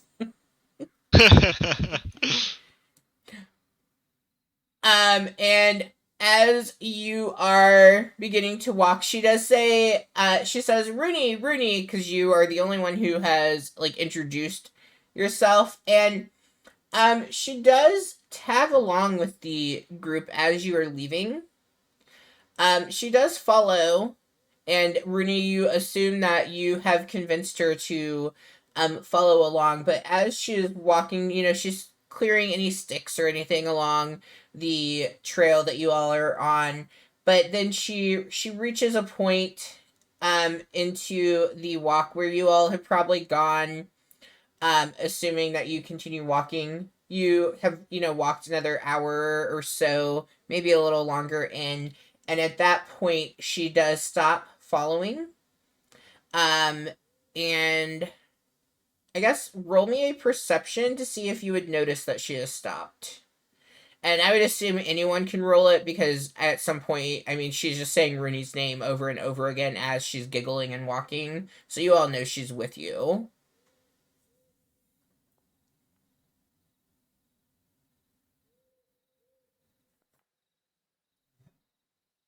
I am not rolling good so far. We are not a perceptive bunch. No, So, that's really Hey, nice look, for the me. ground. My first good roll. Nice. I think I've rolled under 10 on everything so far. It's my first bad one. Still an 11. Okay.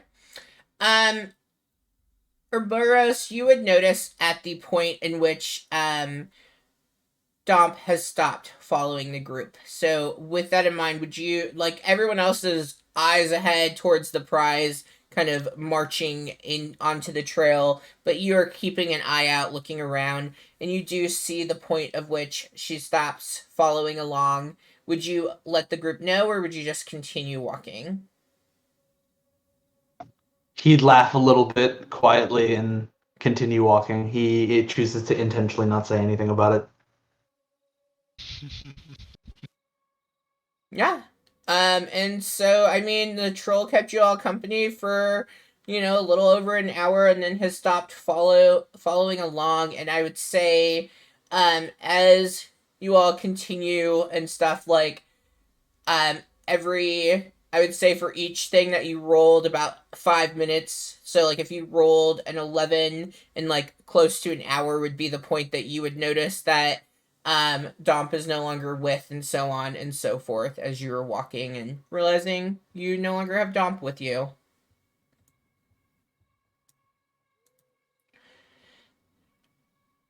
All right. And so as you continue, you all up ahead as you are walking in, and it's getting close. I guess really the question is, it's getting close to the evening. What would the group continue? At what point would the group stop?